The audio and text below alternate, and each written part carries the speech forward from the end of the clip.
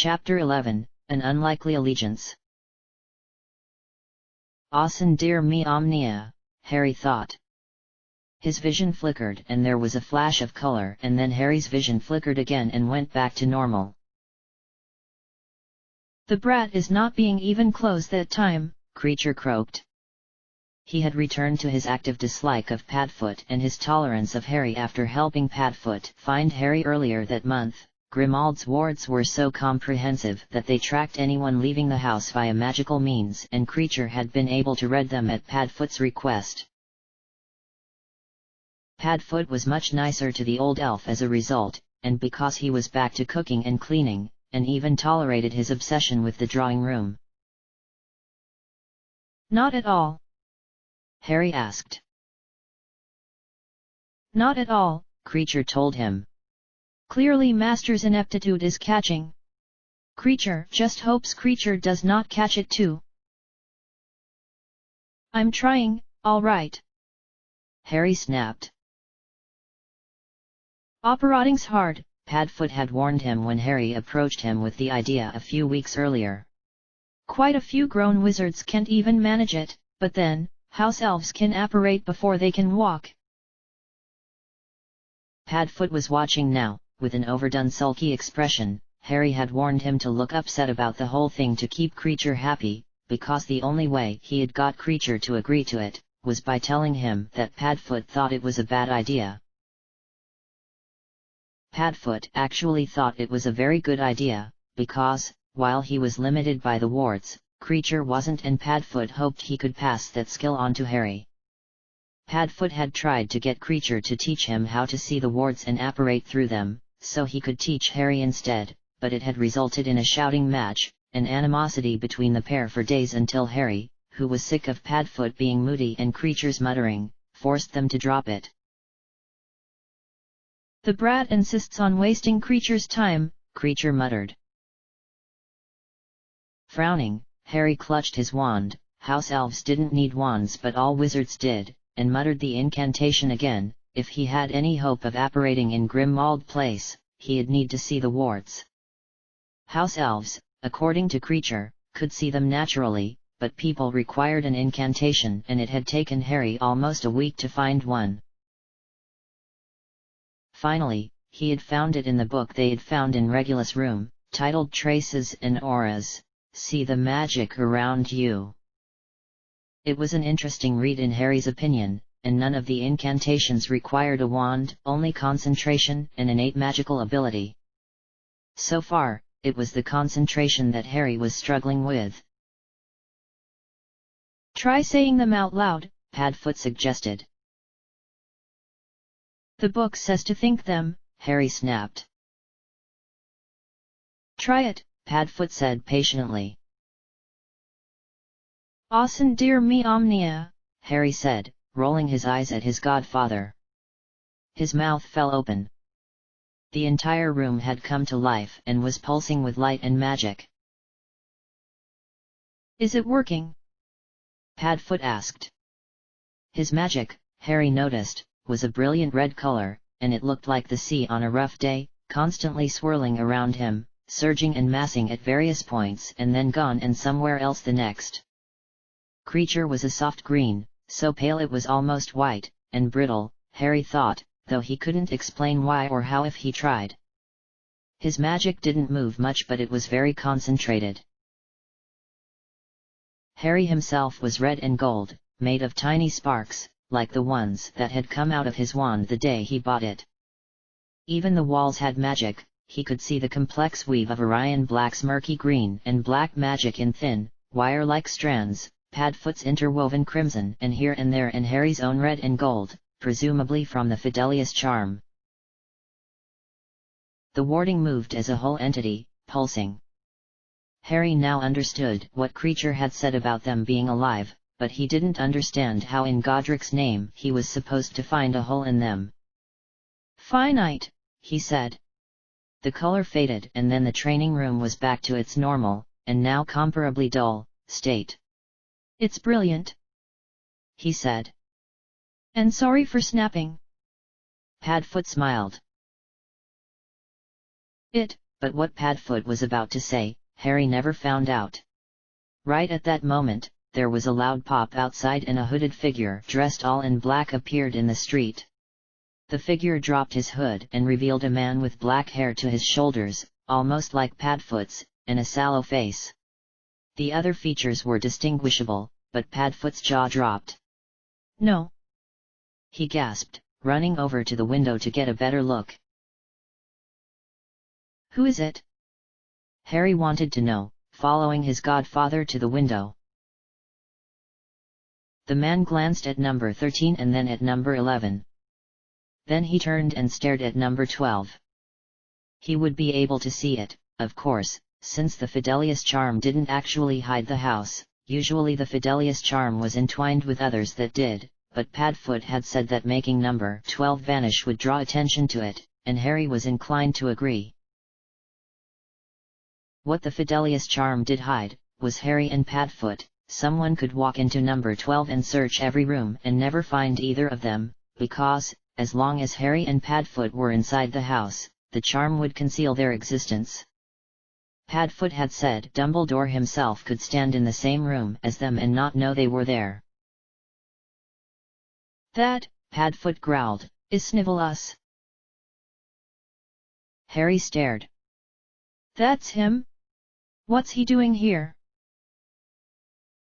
Padfoot whistled loudly. After listening to the sales witch in Diagon Alley, Padfoot had attempted to train Hedwig so that he could prove dogs were better companions. She had learned to come when she was called, but disdained, privately. Harry didn't think it was necessary for an owl to learn to hoot on command or chase its tail, to learn the other tricks Padfoot had attempted to teach her to do. He had bragged about the victory for days. A moment later, she flew into the training room and landed on the window seat. Padfoot had summoned writing equipment from the other side of the room and was writing a note. Harry got a glimpse as he passed it to the owl. "What do you want?" it said in Padfoot's neat, rather pointy hand. Harry opened his mouth to ask if confirming that they were there, even though he couldn't find them unless Harry told him where they were, was a good idea, but he thought it might be a bit too late for that. Snivelus, Snape was his real name, Harry remembered, was watching number 12 with an odd mix of glee and loathing, and seemed to be deciding whether to come inside or not. "Send the quill too," Harry suggested.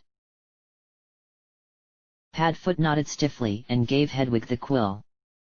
Harry opened the window and she flew out, startling Snape. He wrote something down and sent it back. Padfoot opened the note at once and Harry craned his neck to read it. "To talk," Snape had written in a messy scrawl. "Then talk," Padfoot wrote. "Inside." "Come in, then." Harry could hear the challenge in those words. "Am I able to?" "Try." Snape stared at the note for almost a minute before he scribbled something back. "I believe I'll require an escort." "What do you think?" Padfoot asked Harry, his eyes never once leaving the man on the street. I dunno, can we trust him?" Padfoot snorted, but then his expression became thoughtful. "Send your wand back with the owl," Padfoot wrote on the back or the scrap of parchment. "You're letting him in?" Harry asked. "He knows where we are," Padfoot said, "but he's not bound by the Fidelius charm, so he can tell whoever he wants that we're here. No one would be able to find us, but I don't even want them looking. If we tell him the secret, he's bound by it and he won't be able to say anything." "Oh." Harry looked back out the window at Snape, who was glaring between Padfoot's note and the house. A moment later, Hedwig returned with a long wand made of reddish wood. "Break it, and I will kill you with my bare hands," said the note accompanying it. Red oak, Padfoot murmured, tossing the parchment aside. And dragon heartstring, I think. How do you know? He snorted, shoving it into his pocket. The number of times Prongs and I stole this thing? I'll tell you about it later. Our guest is waiting. Harry and Padfoot made their way to the front door. Obscuto, Padfoot said calmly. A blindfold appeared, covering Snape's eyes. The other man seemed annoyed, but he didn't fight it. Padfoot and Harry walked down, took one of Snape's arms each and led him up the stairs and into the house.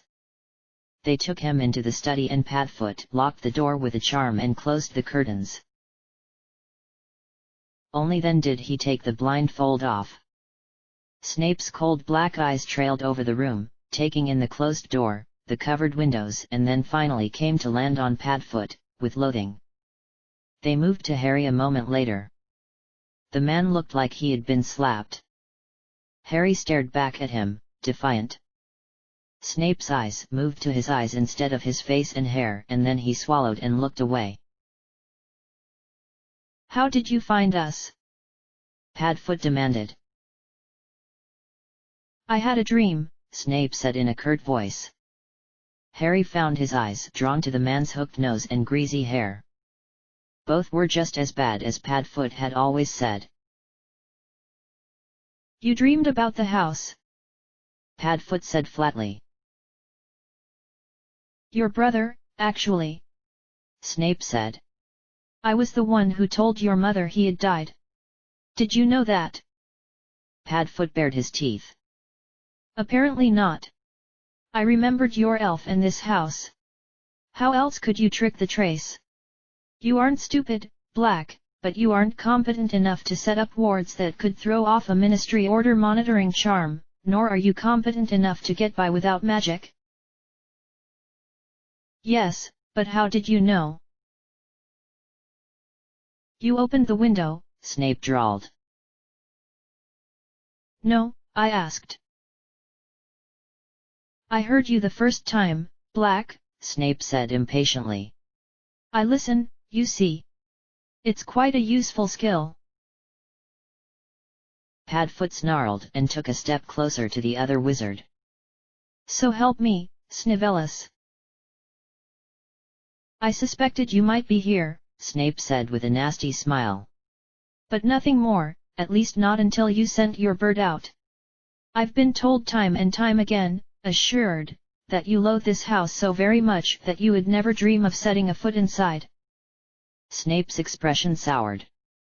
I did suggest you might be drawn to the house, if only for the neighbors, but Dumbledore assured me that was not the case, that the house had been checked before you took the boy. Snape's eyes flicked to Harry. And had been watched ever since. If only for the neighbors? Padfoot asked, puzzled. Surely you know, Snape drawled. Padfoot and Harry exchanged bemused looks. Snape eyed them both before lifting an eyebrow. Fascinating. It seems, Black, that your powers of observation are as pathetically limited as they were the last time we met. Why did you come? Padfoot asked coldly. Why alone? I'd have thought you would bring 100 Dementors, Dumbledore, and the Ministry. Don't tempt me, Snape said, his dark eyes glinting. There's still nothing more I would like than to hand you over to the Dementors, Black. So why haven't you? Harry asked while Padfoot seethed. Snape watched him curiously. I happen to know the truth. You. Padfoot snarled. Me, Snape said with a nasty smile that showed his yellowing teeth. I'd never have picked you for a traitor, Black. I'm touched, Padfoot said, in a tone that suggested he was anything but. Snape glowered at him. A murderer, yes, how could I not, but never a traitor. Not to Potter anyway. And then, as it happens, I ran into an old school friend of ours. One-eyed believed dead. Peter, Padfoot hissed. One of the lamps on the wall exploded. Where? Where was he? He could be anywhere by now, I'm sure, Snape said with a glance at the lamp. This was 2 weeks ago. Reparo, Harry muttered. The lamp fixed itself, though it resembled a mosaic more than the smooth glass dome it had been before. Snape looked at him for a moment and then turned back to Padfoot. So you figured it out, Padfoot said. He summoned an armchair from the corner and sank into it. Who else knows? No one, Snape said. And I'm supposed to believe that? Padfoot asked, incredulous. After everything that happened between us in school, I'm supposed to believe you would do us a favor, snivel us. Snape's eyes flicked to Harry. Believe what you will, he said curtly. Padfoot struggled with himself for a moment, growled once and then, looking rather annoyed, asked, Why? For the same reasons you've said nothing, Snape said. There's no evidence but my word or yours. Dumbledore might believe me, or perhaps even Lupin, but that accomplishes nothing. They cannot get you a pardon. Even if the Ministry were to believe you were not the secret keeper, they'll still charge you with everything else you've done. If you have any hope of freedom, they'll need to realize they're wrong themselves. Only once they're tripping over their apologies will you have any hope. He looked like he hoped that day would never come. And for them to realize they're wrong, I need Peter, Padfoot muttered. Precisely. And even if I were to tell the Ministry anything, or have someone tell them on my behalf, they would no doubt trace the rumor back to me and I will be forced to explain why I am defending you. The Ministry is utterly incompetent, but even they could not overlook an old Death Eater working to absolve a supposedly active one. He shook his head. I worked hard to redeem myself after the war and I will die before I throw that away for the likes of you. Padfoot watched Snape like a dog might watch a cat. Snape was clearly the prey, but Padfoot didn't want a nose full of claws either. Then why have you come here at all? He asked finally. Why not just stay quiet and pretend you know nothing? Snape's eyes flicked to Harry again. I had to check on the boy. Since when do you care about James' son? Padfoot asked. There was a pause. Snape's eyes met Harry's again. I do not care for Potter's spawn, he said finally, looking away. But while you're guiltless of killing Potterin. He cleared his throat. The Potters, you have other crimes. I will not have a child, any child, in an environment where they are not comfortable. I am, said Harry at once. Snape looked at him. Comfortable, I mean. You enjoy Black's company. He's loads better than the Dursleys. A flicker of irritation passed over Snape's face at the mention of the Dursleys, but it was gone again a moment later. Very well. He looked back to Padfoot. Will he be attending Hogwarts? Of course. Harry and Padfoot said together. I've done what I came for then, Snape said, brushing dust off his robes. He turned to Harry. Know now that I will treat you as I would any other student. Harry nodded. Warning received. He'll hate me, because he hates Padfoot and Dad. Snape held out his hand. For a moment Harry thought he wanted Padfoot to shake it, but he merely said, My wand. You'll stay quiet about what happened here? Padfoot asked, extracting the wand from his pocket. As I've said, I have no desire whatsoever to implicate myself. Padfoot waved his own wand and the door opened. That also means, should you slip up and find yourself back in Azkaban, you can expect no help from me. I wouldn't want it anyway, Padfoot said. Harry privately agreed, but he elbowed his godfather nonetheless. Padfoot scowled. They walked Snape to the front door, and then Padfoot passed him his wand and sent him on his way. Arse, Padfoot muttered, glowering at Snape's retreating figure. Expect no help from me, he said in a bad imitation of Snape's drawl. I thought you said you didn't want it, Harry said, his lips twitching. Padfoot huffed. I don't. He didn't have to say it, though. He wrinkled his nose. You know, I don't think he's washed his hair since I last saw him.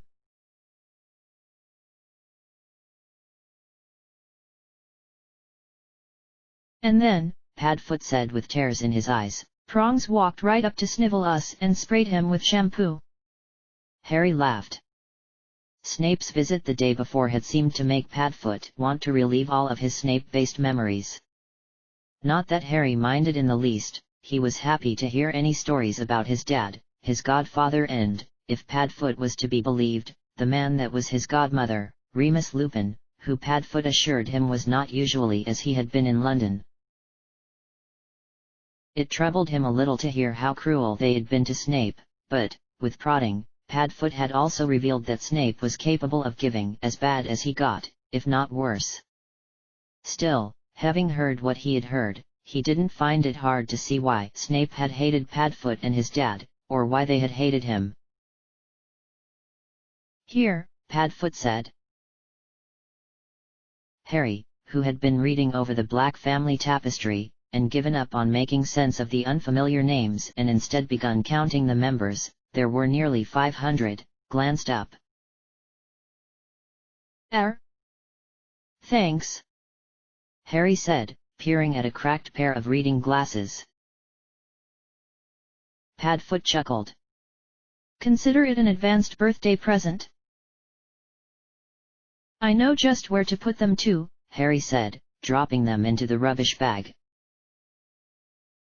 You aren't keeping them? Padfoot asked in falsely injured tones. Harry snorted. I'll keep mine, thanks. I think they were my grandmother's, Padfoot said with a shudder. They'd probably bite or something anyway. Horrible woman. Seems to run in the family, Harry said. Except for maybe Regulus. Yahey! Padfoot spun, ready to grab him, but Harry had anticipated this and moved out of reach. You evil, little... Padfoot muttered. Little what? Harry asked innocently. Boy. Evil, little boy. Harry grinned. Here, ow. Padfoot said, dropping a silver snuff box which appeared to have bitten him. He examined his hand, his expression curious, as they watched his skin turned brown and crusty. Must be ward cap powder, in there, he said finally, tapping his hand with his wand. He levitated the box into the rubbish bag. An Order of Merlin, First Class, awarded to Padfoot's grandfather followed it a moment later. Services to the ministry? Harry asked. He gave them a lot of gold, Padfoot said dismissively, gesturing for Harry to put it back in the bag. There was another copy of Nature's Nobility, a Wizarding Genealogy. How many of these things have you got? Harry asked. So far they had come across one in Regulus' room, one in the downstairs study, one in the library and now another one here. Who knows, Padfoot said, shrugging. But any chance my mother had to remind herself of her spotless bloodline, oi. A spindly, silver thing had just come crawling out of the cabinet and was trying to stab Padfoot with one of its pointed legs. He crushed it with the book, it let out a high-pitched squeal before Padfoot picked it up gingerly and threw it into the rubbish bag. The book followed. Creature let out a whimper. There are 2 other copies in this house, Padfoot said, shooting the elf an irritated glance. Creature had spent the majority of the morning standing in the doorway to see what they were throwing out. He had made attempts to rescue things, some, like a photo of Walbaga Black, Padfoot hadn't let him keep. "There's a massive one downstairs," he had said before ordering Creature out of the room, but others, like a golden ring that bore the black crest, Harry had persuaded Padfoot to let him have. Creature had sobbed for almost 5 minutes when he learned it was his to keep forever, and even bowed to Harry before he stole downstairs to tuck it away in his den behind the boiler. "Urg," Padfoot said. "Look at this thing." A heavy golden locket landed in his lap. Harry shivered for no real reason. There was a large S made of emeralds on the front of it, but otherwise it was fairly plain. Harry tried and failed to open it, frowned and tossed it back to Padfoot. "It won't open. It's probably just got a picture of my mother or grandmother in it," Padfoot said, but he couldn't open it either. "Ah well." Harry held the rubbish bag open and Padfoot lobbed it in. Creature wailed. "What?" Padfoot asked, annoyed. The locket," Creature managed. He tottered into the room and scooped the locket out of the bag. "Put that down," Padfoot said. Creature dropped the thing immediately, but it seemed to pain him. "Could Creature keep the locket?" he asked Harry. "We already gave you a ring," Padfoot said. "Creature will give back the ring," Creature said, crawling over to grip the cuffs of Padfoot's jeans. "Creature will give back the book and the photo of Mistress Sissy and Mistress Bella if Creature can have the locket." "No," Padfoot said. "The locket's going in the rubbish." Creature picked the thing up and clutched it to his chest. Padfoot wrestled it out of the old elf's grasp and Creature burst into tears. "Stop that," Padfoot said, irritated, tossing the locket back into the rubbish bag. Creature glared at him and then looked beseechingly at Harry. "You're not getting it," Padfoot said. The elf let out a croaking sob. "Why do you want it?" Harry asked. "Why's it better than that ring?" "Creature promised," the elf wheezed. Harry frowned and looked uncertainly at Padfoot, who was frowning too. "Promised what?" Padfoot asked. "Tell me." The elf quivered but couldn't disobey. "To destroy it." "Creature promised Master, yes he did, but now he's failed, yes he has, and mean Master, nasty Master won't let Creature have it." The elf threw himself on the ground with a wail. "What Master?" Padfoot asked. "Creature, stop crying." Creature sat up sniffling. Master Regulus," the old elf wailed. A tear leaked out of one bulbous eye and he threw himself on the ground shrieking. "Bad Creature!" he croaked, slamming his head into the ground. "Creature, sit still," Padfoot ordered. "No more punishments unless I say so." Creature froze and looked up at them both with red-rimmed eyes. "What did Master Regulus tell you?" "To destroy the locket," the elf moaned, pulling the locket out of the bag. "Master Regulus." "Drop that." "Yes, we know, the locket was Master Regulus," Padfoot said impatiently. "I want you to tell me everything you know about this locket and what Reg had to do with it." "Master," Creature said in a very thin voice, "was a naughty boy. Master broke Mistress' heart when he ran away to live with blood traders. Master Regulus was a good boy, and proud and happy and knew what was due to his bloodline and to the noble name of Black."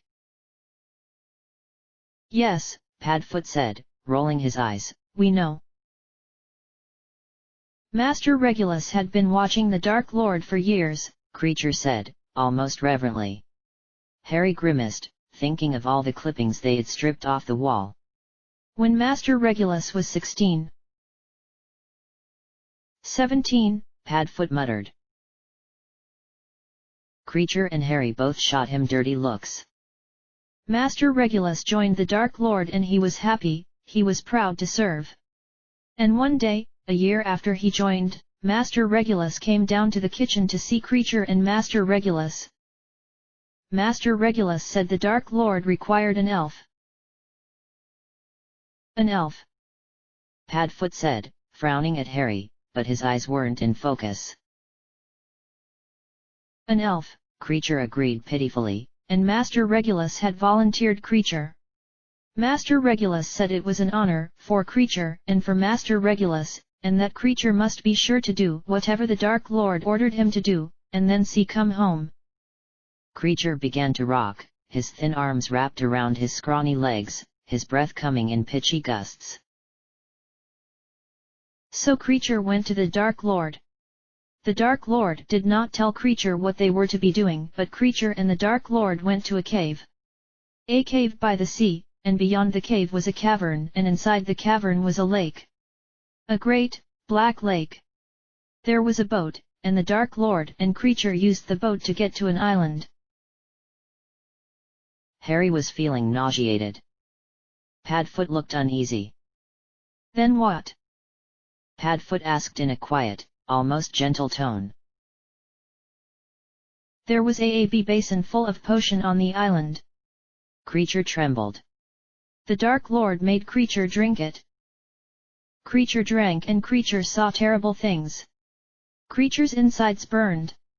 Creature cried for Master Regulus and for his mistress Black, but the Dark Lord only laughed and made Creature drink it all. Creature drank the potion. The Dark Lord dropped a locket into the empty basin. He filled it with more potion. And then the Dark Lord sailed away, leaving Creature on the island. Creature sniffed and wiped his running nose. Creature needed water, he crawled to the island's edge and he drank from the black lake. And hands. Dead, cold hands came out of the water and dragged Creature under the surface.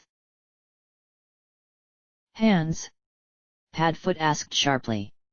What hands? Hands. Creature sobbed. Cold, dead hands. Just hands. People.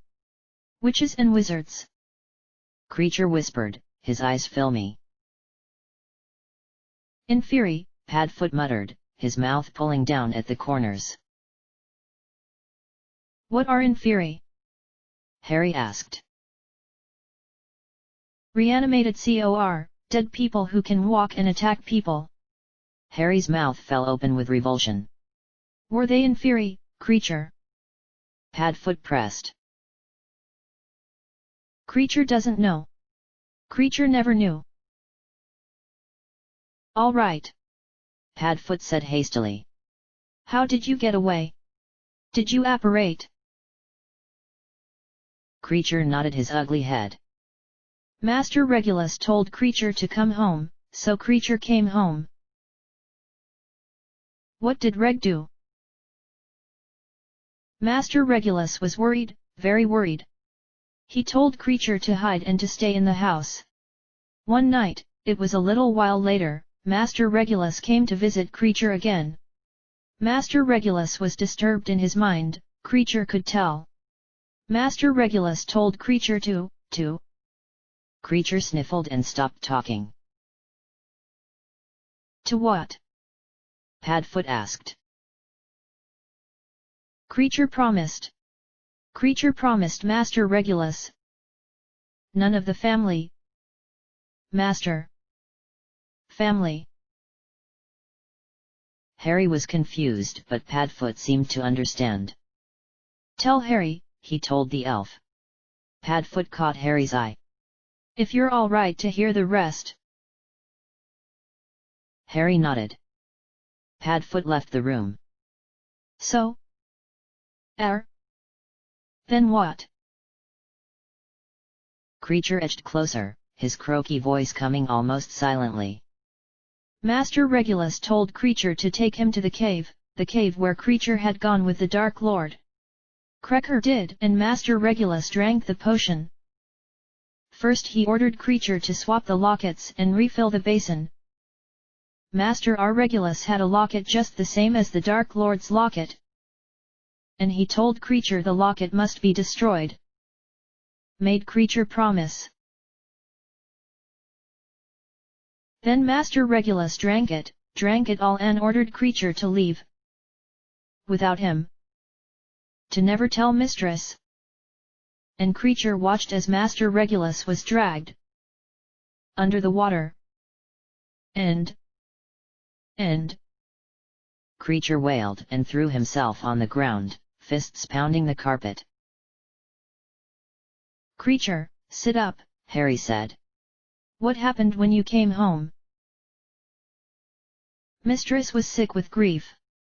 Mistress didn't know why Master Regulus could never come home. All Mistress knew was that he wouldn't, because Creature had been forbidden. Creature had promised never to tell any of the family about what had happened in the sea cave. Both Creature and Harry turned to the locket at that point, where it was lying innocently on the floor by the rubbish bag. Creature tried to destroy the locket. Creature could feel its evil, but nothing Creature did made any mark. Creature was sure the key to destroying the locket was to open the locket, but nothing Creature did. So many powerful spells. Nothing worked. Creature failed. It's all right, Harry said, quickly. We won't throw the locket out, I promise, all right. Creature halted mid-sob and glanced up. Do you know why Regulus wanted to destroy the locket? Creature doesn't know. Creature only knows Master Regulus wanted it destroyed. Creature tried. I know. Harry said, trying to calm him down. You've done very well. Maybe I can talk to Padfoot, to Master Sirius, and see if he can try to destroy it. Creature threw himself on the floor at Harry's feet with a wail. Harry petted him awkwardly on the head until Padfoot came back and gently but firmly sent Creature to his cupboard to calm down. When Creature was gone, Harry explained what had happened in the cave. Padfoot looked exceptionally grim, and when Harry finished, he sat down on the couch and massaged his temples. Does Creature know the name of the potion he drank? I don't think so, Harry said. Why? I was hoping to find an antidote for it. For Creature? It's a bit late, isn't? For me. For you. Harry blinked. You aren't going to try it. I want to know what Reg was doing stealing Voldemort's necklace, Padfoot said with a shrug. Maybe he thought it looked nice. It's ugly though. They both glanced at the locket. Obviously it's important. Creature says it feels evil, and I don't know whether you noticed, kiddo, but you shivered when you touched it. I did. Padfoot nodded grimly. I didn't think anything of it, but now. Look, whatever it is, it's important enough for Reg to die for, and if Creatures tried to destroy it, there's obviously some fairly dark magic keeping it alive. It's alive. Harry yelped. Not alive like you or me, but it's not a blackened piece of metal yet, either, is it? It's not natural. One of the emeralds flashed as Harry titled his head. Why's it so important? He asked, picking it up. Voldemort hid it in a cave, on an island guarded by Inferi, in the vilest potion he could find. Obviously, he thought it was worth protecting. Reg knew why, but he'd never leave that sort of information lying around. But he did, Harry said slowly. There was that book, the book with the Dementor's draft page marked. Padfoot frowned. I'll bet you anything that's the potion creature drank. And the other book, the one that had the locket in it, remember? You wanted me to look for that ring. Padfoot stood and walked out of the room. When he returned, he was holding a pile of books. Harry could only imagine how he had found them, given the disorganized state of the library, that Harry remembered from the day they had cleaned Regulus' room. Harry reached for the one with the locket in it and Padfoot flicked through the potions book until he found the Dementor's draft. It doesn't say anything about the locket being evil, Harry said. It only says it was Slytherin's. So it's had something done to it, Padfoot mused. Regulus might have left another clue, Harry said. Or maybe Kreaker. If Reg was going to leave any hints, he'd have left them with everything else. He probably thought it was too dangerous. But he had all these lying around, Harry said, refusing to be discouraged. He might. Padfoot shook his head. Dementor's draft isn't that unusual. It used to be used as a sedative in Azkaban before they brought actual Dementors in. Its use was outlawed in the early 70s because its effects are stronger than those of a normal Dementor, but lots of dark wizards used it in the war. And Regulus liked to read, so a book on old wizarding artifacts wouldn't have seemed unusual, and neither would these. Padfoot waved a hand at the books on warding and defensive magic. Harry slumped. So he'd have kept it quiet? Whatever the locket is. He didn't tell anyone. Padfoot shook his head slowly. That's not. No, I don't think so.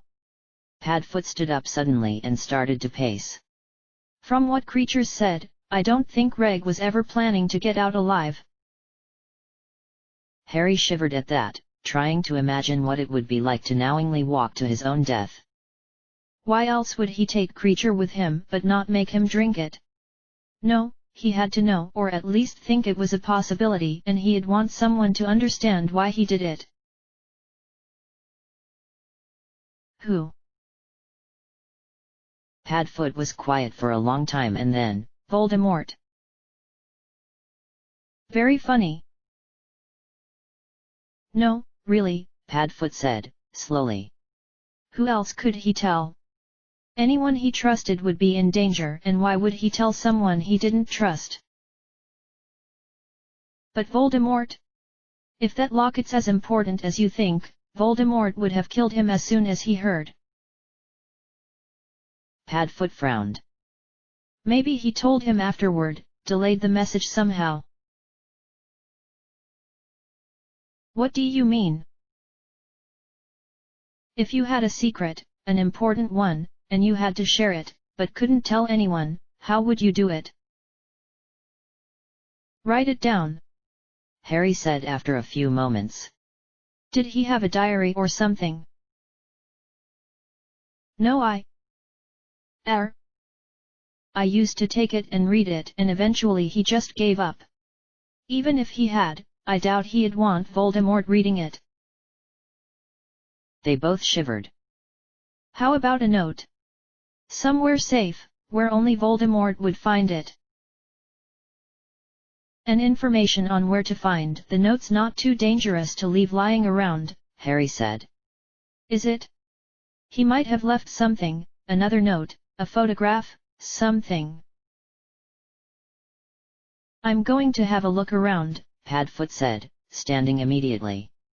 We didn't throw anything out that was interesting or unusual, so chances are it's around here somewhere. You might go through everything we've been sorting today, just to make sure.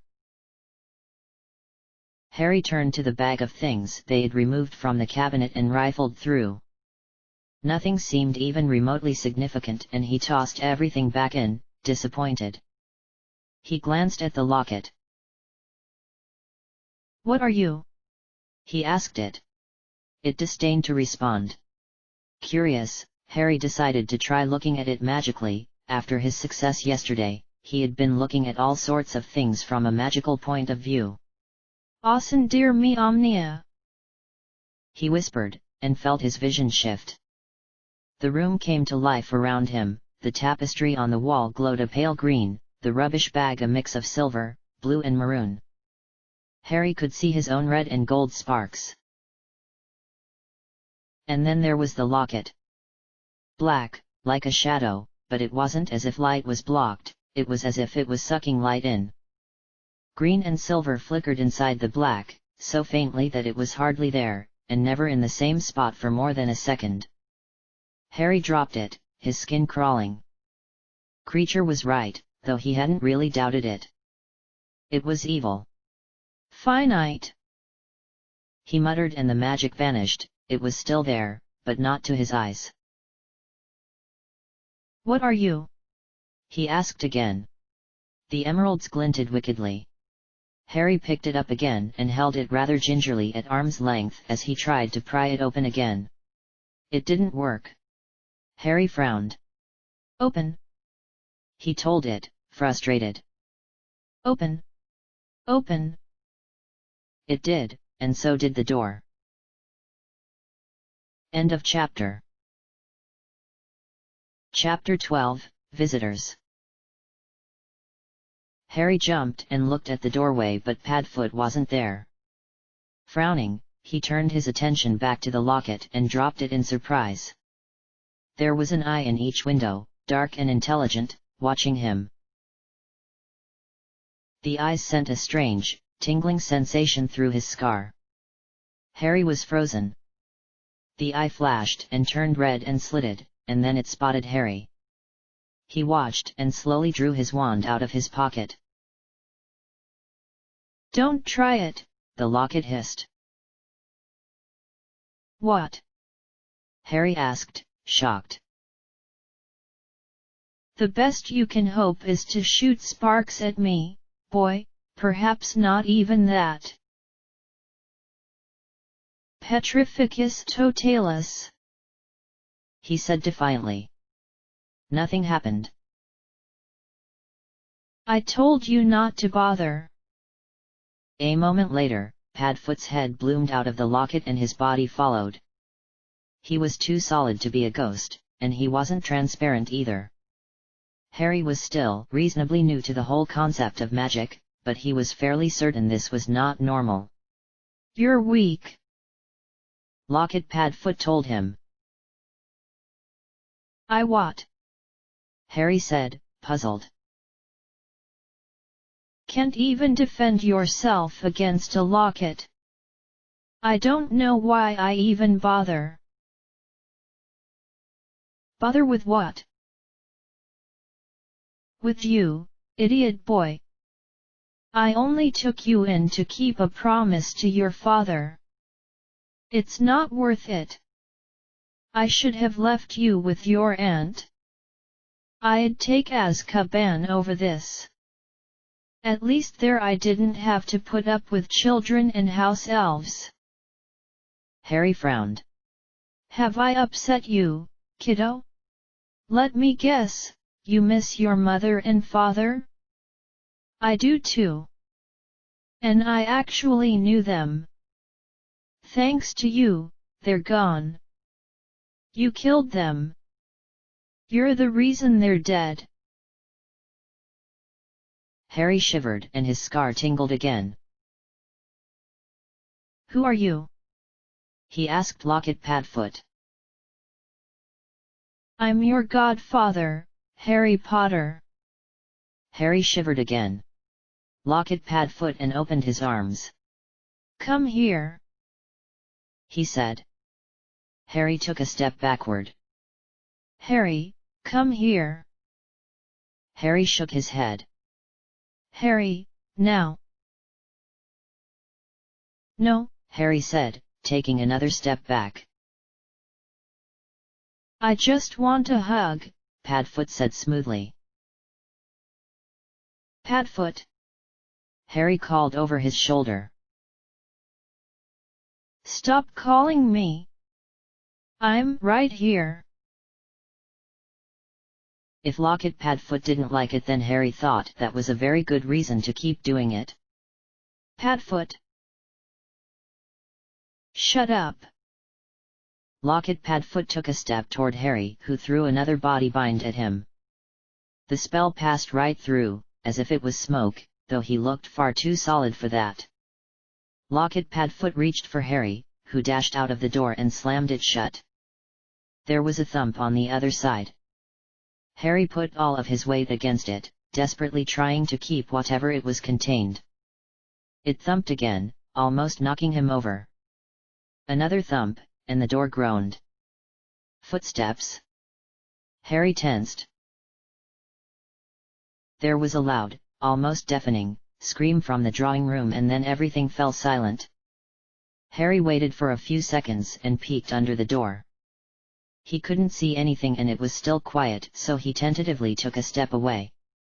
He waited, and then when things were still quiet, pushed the door open.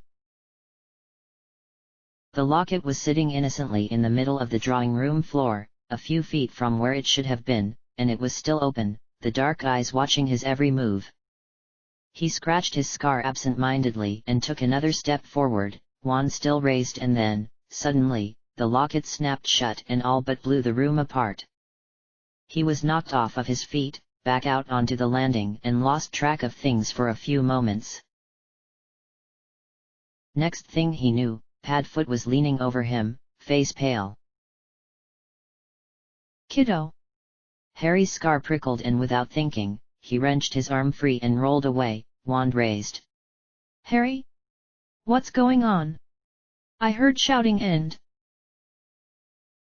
"The locket," Harry said, rubbing his forehead. "I don't know how, or why, but it opened. You came out of it, you were talking to me, but it wasn't you." Both glanced into the drawing room, which had been destroyed. It was as if a bomb had gone off, but without the fire, if one didn't count the scorches on the walls from the burst lamps. Things had been blown off the walls, the windows were shattered, as was the glass on the cabinets, the black tapestry was lying in a crumpled heap on the floor, the couches had been overturned, one had a large hole in it, with stuffing pouring out, and the rubbish bag had exploded in a mass of paper, metal, and little pieces of wood. Glass crunched under Padfoot's trainers as he stepped into the room. He reached for the locket, swore loudly, and then retracted his hand. "What?" Harry asked, stumbling forward, wand raised. "It's hot." Padfoot prodded the locket with his own wand, and it floated off the ground to sit in the air between them. "What exactly were you doing?" he asked, examining the locket with narrowed eyes. It was unharmed. "I don't know. I was just trying to open it." "How?" "I don't know." Harry cried again. "I was pulling it but it wouldn't open, so I got frustrated and told it to open, and inside." His eyes widened. "The note. Regulus note. You found it?" Padfoot asked, eyes wide. "No, yes, maybe." "Harry, you aren't making any sense." Everything seemed to be making perfect sense to Harry, though. "What if the note's in the fake locket?" "Of course," Padfoot breathed. "If it was just about taking the locket," Harry said, saying the words as they popped into his head, "he wouldn't have bothered with the switch. He wanted Voldemort to find it." "We'll have to go," Padfoot said. "Go to the cave. Maybe Voldemort hasn't found the note yet." "It's been 9 years, Harry said doubtfully. "Yes, but he's been dead for most of them." "But if it's that important, he wouldn't want to draw attention to it," Padfoot said.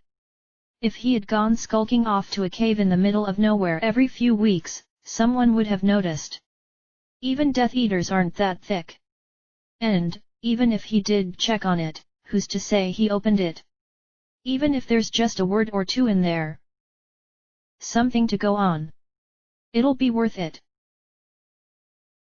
And if there's not? What if he's already been there and read it? There's no way of knowing without being there, Padfoot said.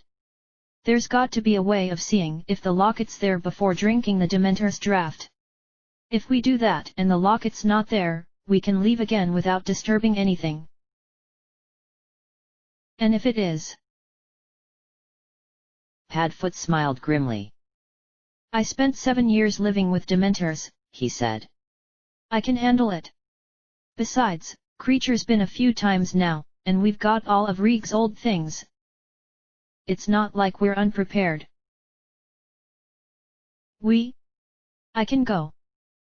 Harry asked, unable to believe his ears. Personally, I'd rather you stay here, Padfoot said. But what? Padfoot brushed Harry's fringe aside, revealing his scar. But, he sighed, you've probably got more of a right to be there than I do. So I can go? Harry repeated, stunned. There'll be rules, Padfoot warned. You'll stay on the shore. You won't be allowed to come with me on the boat, or to the island. Harry opened his mouth to protest, but Padfoot's expression said he wasn't open to negotiation, and that was rare enough that Harry shut his mouth again and nodded. You'll learn the spells I think you'll need. What spells? I'll write a list, Padfoot said. And lastly, if things go badly, like they did for Reg and Creature, and I tell you to get the hell out, you'll listen. And what, leave you there? If it comes to it, Padfoot said, his expression unwavering. But Harry, if you can't handle it, you won't be going, Padfoot said. Slowly, Harry nodded. Lovely. Padfoot said, clapping his hands together as if Harry had agreed to wash the dishes instead of leaving him to die. The mood lightened so abruptly Harry felt a little startled. Now, help me clean this mess up. They spent the rest of the afternoon fixing the drawing room and setting up a safe place for the locket. In the end, Padfoot restored one of the drawing room cabinets and sent Harry to comb the rest of the house for other things they could put in there so the locket wouldn't stand out as much. After that was done, Padfoot cast a number of spells on the cabinet to keep the locket safe. There was an alarm spell which would ring if anyone touched the cabinet, a shield charm to protect the cabinet or its contents from being damaged, a permanent sticking charm on the cabinet's feet to stop it from being bumped, moved or stolen, a complex locking charm on the door of the cabinet, and an attention diversion charm on the cabinet to make it seem insignificant. Even so, Harry didn't like it and was very much looking forward to finding out what it was and how to destroy it.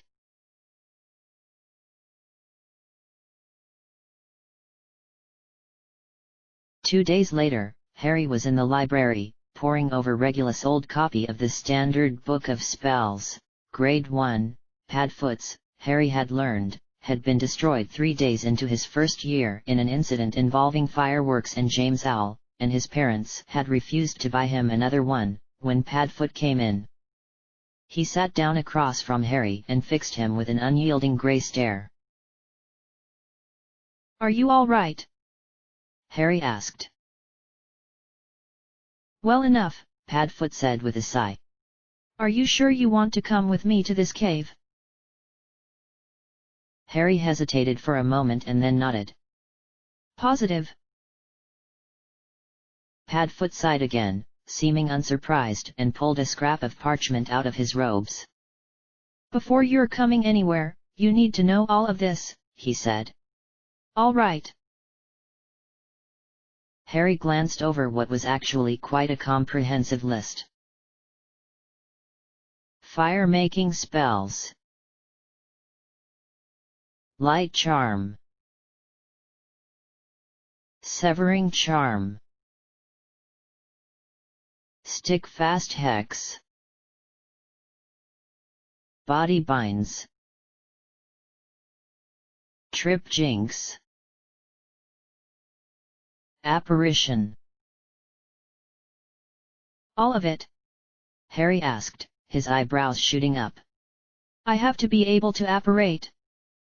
Padfoot fixed him with a steady look and Harry sagged into his seat. I was just checking. Some of it you might be able to learn on your own, Padfoot said. Some, like the light charm and the body binds, you already know. Harry cheered slightly at that thought, but knew apparition was going to be the hardest thing. He still struggled with the nonverbal magic seeing incantation, for Merlin's sake. The rest I'll teach you. Any questions? Harry shook his head. Excellent. And Padfoot said, let's agree now that neither of us are going to get worked up over this. We'll go when we're ready, not before. Harry nodded, privately thinking that could be years from now if Padfoot didn't change his mind about the list. I don't want you missing sleep over this, or getting stressed. That goes for me too. If I seem worried, and that might just be because we've got the entire ministry looking for us, feel free to give my nose a swat or hex me or something. And, if at any point you feel like you can't handle what we've got to do, you let me know. Deal? Padfoot held out his hand. Harry shook it. Deal. Brilliant. Padfoot got up, browsed the library for a bit, all the while grumbling about the lack of organization of the shelves, and then selected a heavy book called, When the Dead Walk. He shuddered at the picture on the cover and opened it, scanning the contents with a frown. Harry closed his book and shifted closer to his godfather so that he could read too. Padfoot flicked through until he found the page he was looking for and then pushed the book between them. Inferi are corpses, reanimated to perform a sorcerer's bidding.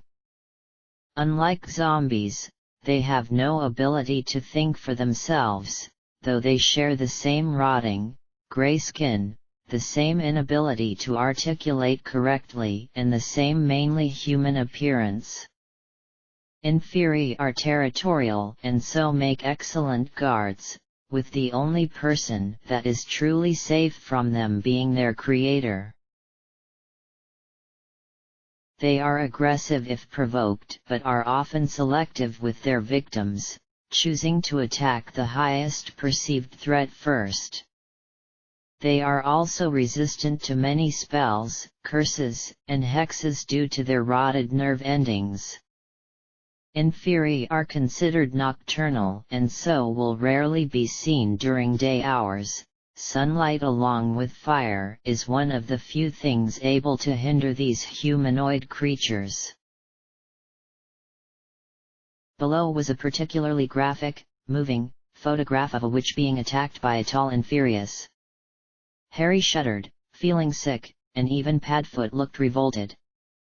The passage continued on but the Harry didn't understand what it was saying so he gave up on that and returned to his book. He flicked to the index and searched for fire-making spells. There was an entire chapter on elemental magic and while water, plant, and ice magic wasn't going to be terribly useful, Harry thought wind magic would certainly be worth knowing, and so would fire. He read for at least an hour on the theory and then left to go and practice in the drawing room fireplace since the library one was already lit. Making fire, as Harry quickly learned, was remarkably easy, but controlling it was not.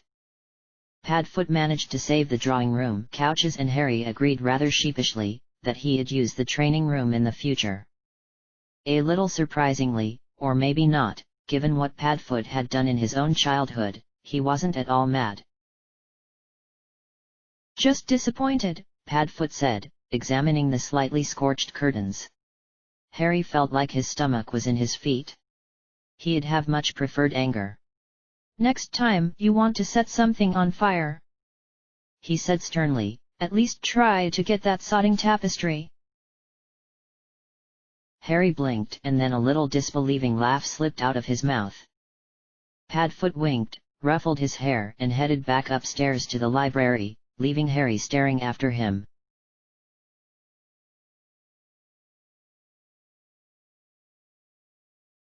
"Watcher, Lupin," a cheerful voice said. Remus turned, smiling. "Hello, Nymphadora, sorry, Tonks." "Much better," she said, her hair returning to the purple it was today. She hesitated and then said, "I read in the Prophet you found Harry Potter." "He's alive, he's alive, he's alive." Those two words had been a constant mantra in his head ever since that day in London. "And that he escaped?" Remus asked ruefully. "Yes, that too. It's true then?"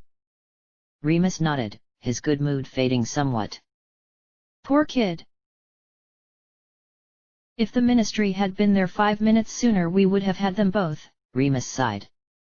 He was still incredibly annoyed over that, and though he tried to keep it out of his voice, it still came through. Nymphadora gave him a sly look. "Is that why you hit that Auror?" Remus glanced at her sideways and smiled slightly. "It's remarkable how many people know about that." And it was, considering the Prophet hadn't published that part of the story. "Dad's with the Ministry," she said, shrugging. "Muggle relations. He was one of the first people there after they took you." "I see.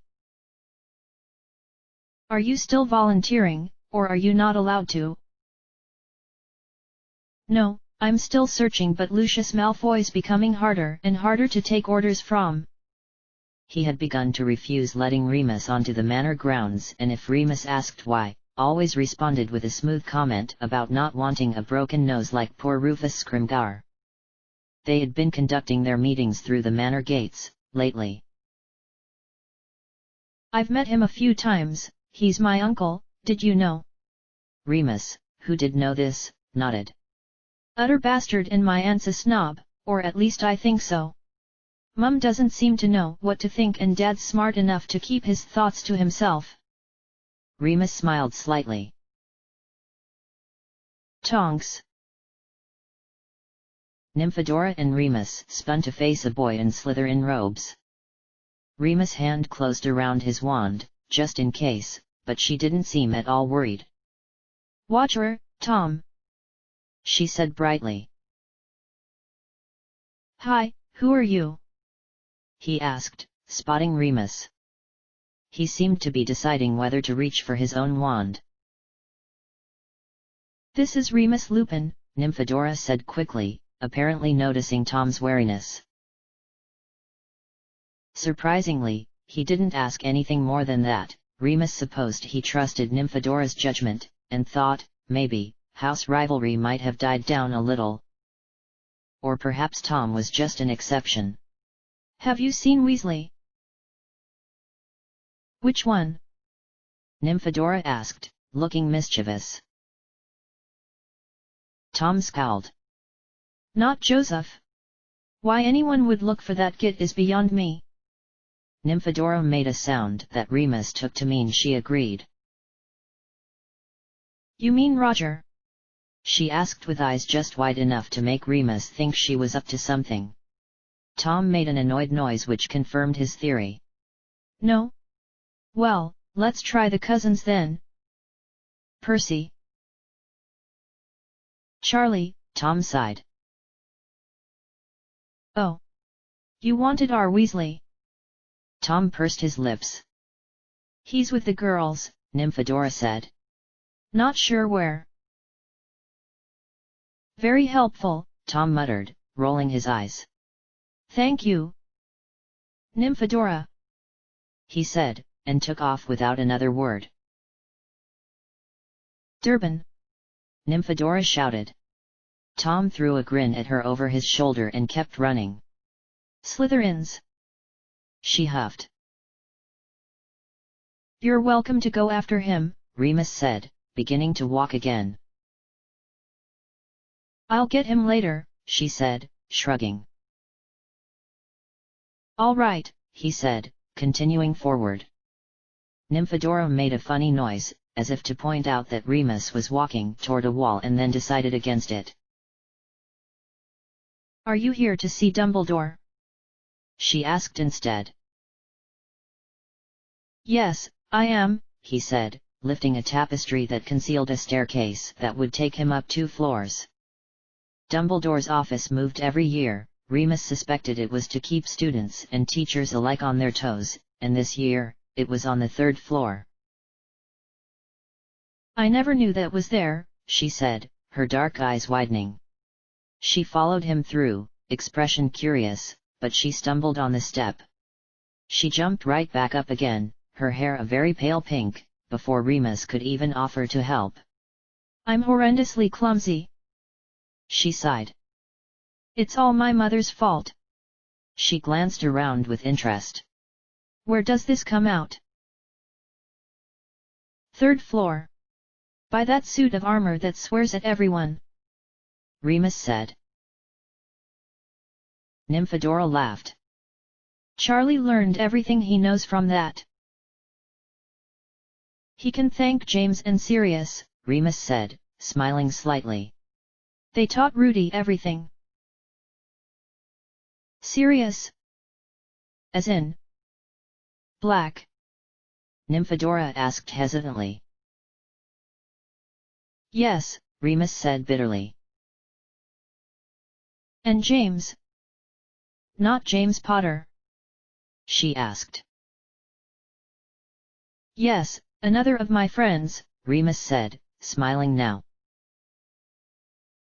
I think I remember him, she said thoughtfully. He's Harry Potter's father. Yes. She nodded thoughtfully. And Rudy? She asked. It's self-explanatory, really, Remus said, lips twitching. I don't. Rudy. Because he's rude, Remus said. He twisted his mouth. Sirius has always had something of a fascination with name puns. He'd probably have a field day with mine, she said darkly. Not that I'm ever intending to meet Mum's cousin, but still.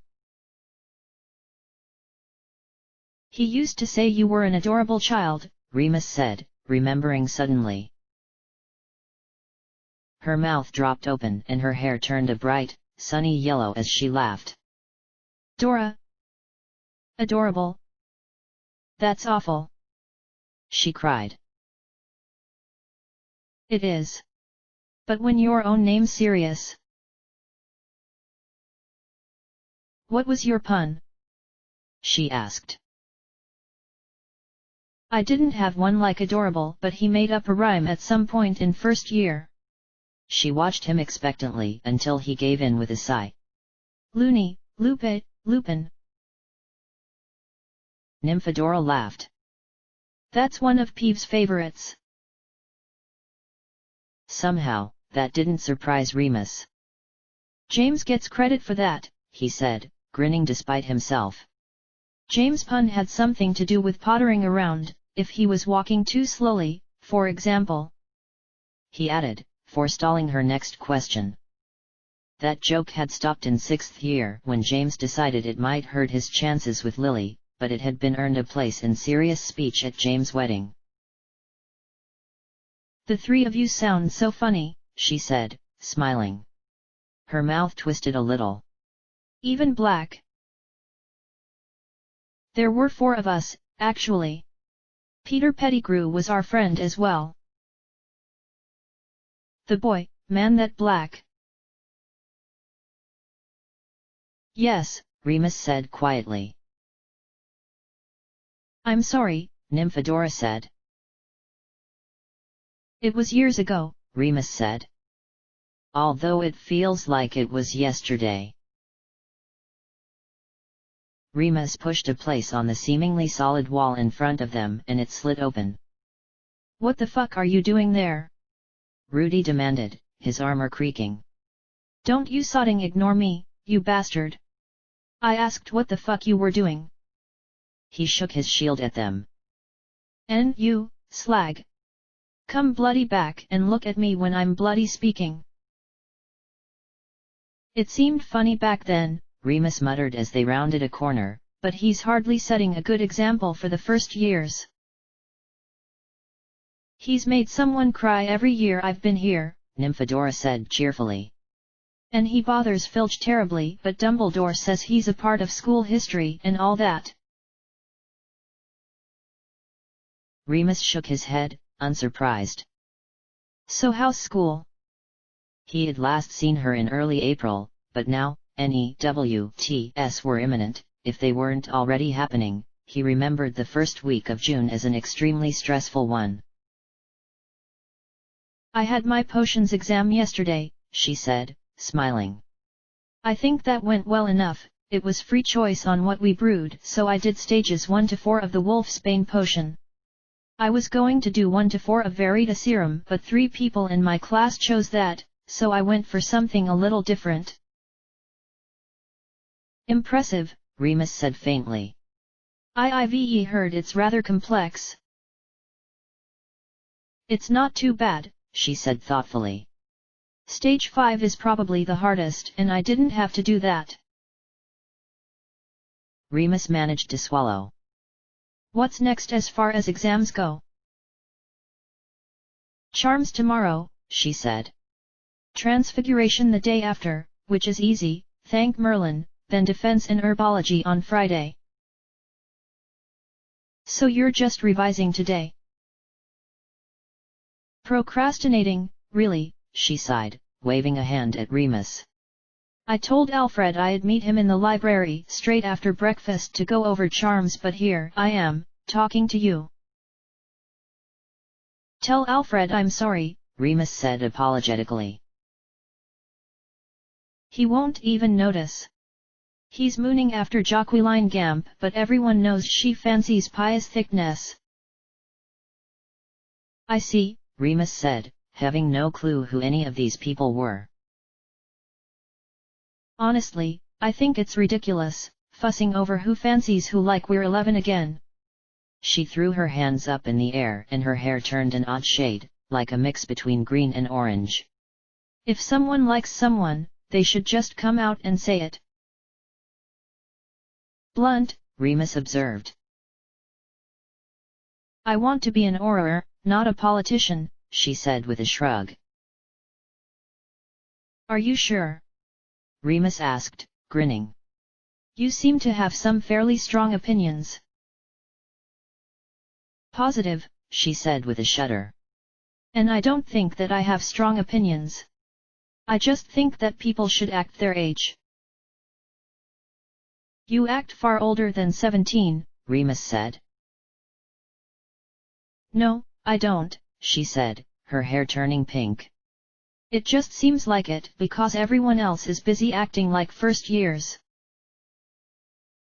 Remus disagreed, but couldn't be bothered trying to argue, since they had reached the stone gargoyle that was the entrance to Dumbledore's office.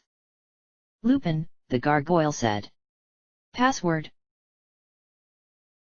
"You're on first-name terms with Dumbledore's gargoyle?" Nymphadora asked, impressed. "Don't ask," Remus said, flushing slightly. "It has a lot more to do with James and Sirius than it does with me." "I remember Potter and Black. Say hi to them for me, would you?" the gargoyle said. Remus said, his eyes darting to Nymphadora's uncomfortable expression. "Sure. I'll see you later," Nymphadora said, holding out her hand. Remus shook it, giving her a warm smile, and tried to ignore the way her eyes widened as she took in his scars, though thankfully she didn't comment, and then she set off down the corridor, tripping a little on the hem of her robes.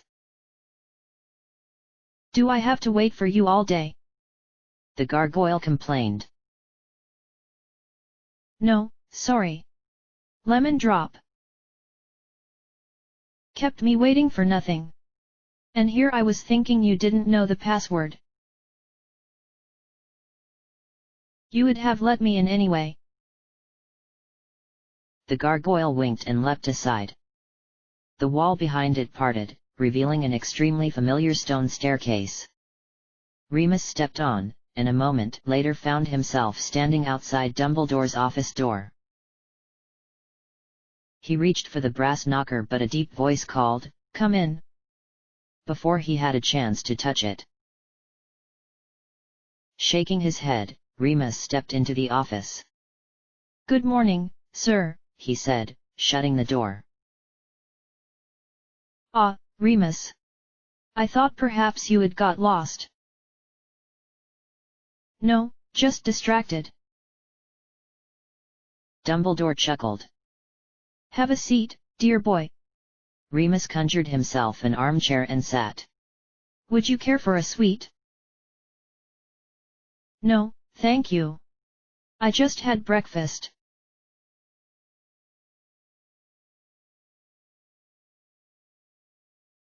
"Draco," Mother said mildly. Draco stopped playing with the buttons on his waistcoat at once. "Sorry, Mother," he said, letting his hand fall to his side. She gave him a gentle smile. "Do make an effort tonight." "I will," he said, waiting until she turned away to grimace.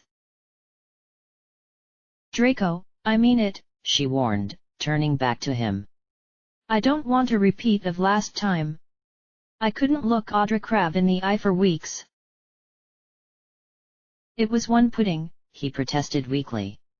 "I didn't even mean to blow at you." Mother caught and held his gaze. "Yes, Mother," he said, picking at his silver-embroidered waistcoat. "I'm sorry. It won't happen again." "I should think not," she said coolly. Now, Narcissa," Father said, striding into the drawing room. He was dressed similarly to Draco, in black trousers, a black waistcoat embroidered with silver and long black robes. Hydrus walked in after him, dressed in an identical garb to Draco's, but green instead, like Mother's dress robes. "Accidents happen to the best of us." His eyes met Draco's identical ones. "Isn't that right, son?" "Yes, Father," Draco said, relieved. "I promise it won't happen again." "Speaking of promises, Father, I know Bosworth will behave," Hydrus whined, petting the rat who was in its usual place on his shoulder. "I've said no," Father said crossly. "Take him upstairs and leave him there." Hydrus let out a loud, angry noise and stomped back upstairs. "Go and fix your hair," Father told Draco. "Yes, Father," Draco muttered and fled. He walked quickly, not daring to run, but Father was in a bad mood, out of the drawing room, down the corridor to the foyer and then up the large staircase, down another long hallway and into his bedroom. He crossed the room, ignoring Roquefort's squeaks from inside his cage, and ducked into his bathroom. His reflection stared back, a thin face with a pointed chin and his father's grey eyes. His father's face, just like Aunt Bella had said during their last visit, though not quite as blank. "I'm getting better at it, though," he thought proudly. "Better than Hydrus, anyway." He reached for the little silver pot on the marble bench top and scooped up a lump of gel. "Bit much, isn't it?" his mirror asked. "No," Draco snapped, sleeking a loose hair into place. When he was finished, he looked just like the photographs he had seen of his father at a young age. Even his expression matched, calm and content, if a little bored. "Good, now, crack."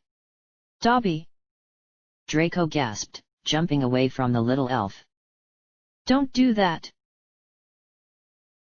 "Dobby is sorry, young master," the elf squeaked, sinking into a hasty bow that made his ears flap. "But master is sending Dobby to be getting young master and is telling him to be quick, sir." "I'm going as fast as I can," Draco said, annoyed.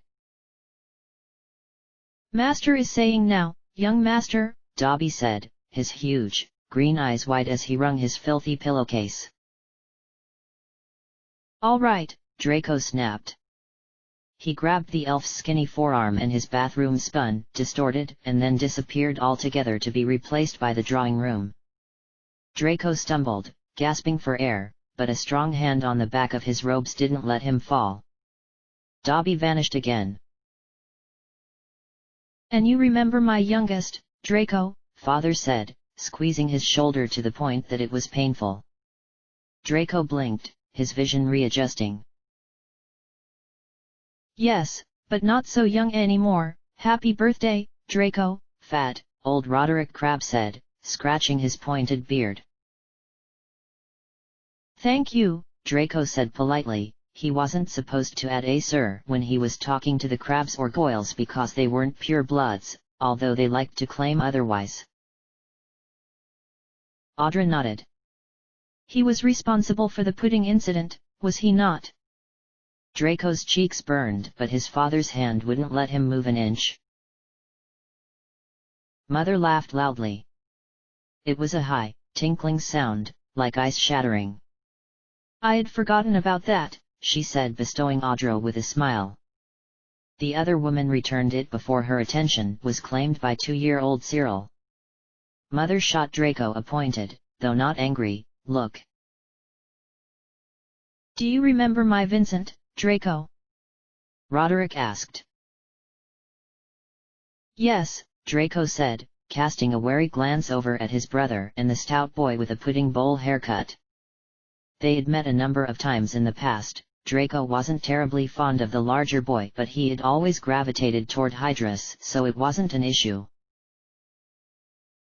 The fireplace flared green and tall, square-jawed Ernest Parkinson stepped out, followed by his thin, sickly-looking wife Sonia and his daughter Pansy, who had dark hair like her father, big brown eyes like her mother, and a button nose that came from neither parent. They had just finished greetings when the green grasses arrived, rotund, little Marius, his beautiful wife Parmenia and their daughters. Daphne was the eldest, the same age as Draco, blonde with a long face, and her twin sisters Astoria and Vivian, who were a year younger. They both had dark hair, but the similarities ended there. Astoria was tiny in height and build, while Vivian was taller, almost as tall as Daphne, with blue eyes quite unlike Astoria's hazel. The Knots arrived shortly after: old, silver-haired Leopold, young, brunette Eleanor and her daughter Catherine. Theodore wasn't Eleanor's son, his mother had died a few days after he was born, but he was there too. He was a lanky boy with an overbite who was a few months older than Draco. Everyone wished him a happy birthday with varying degrees of sincerity, and Draco nodded politely and thanked them all accordingly. The Gamps, the biggest pure-blood family aside from perhaps the Weasleys, weren't coming, for which Draco was grateful. Where the Weasleys had sons, the Gamps had daughters, and they were giggly and annoying, and Draco didn't want them at his birthday dinner. Hamish was the only male Gamp, and he was older than Draco and preferred his sisters and cousins' company. Last were the Goyles, who had never been on time as long as Draco had known them. The Bulstrodes weren't going to be there either, but that was okay because Millicent terrified Draco. She was big enough to eat him if she wanted to, but she was also much smarter than people assumed.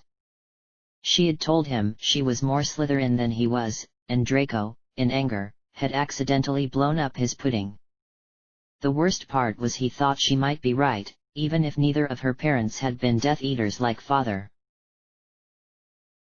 "Terribly sorry, Lucius," Aloysius said, stepping out of the fire. He was a thin man, cleanly shaven and with little hair left on his head. "Clementina's running late again.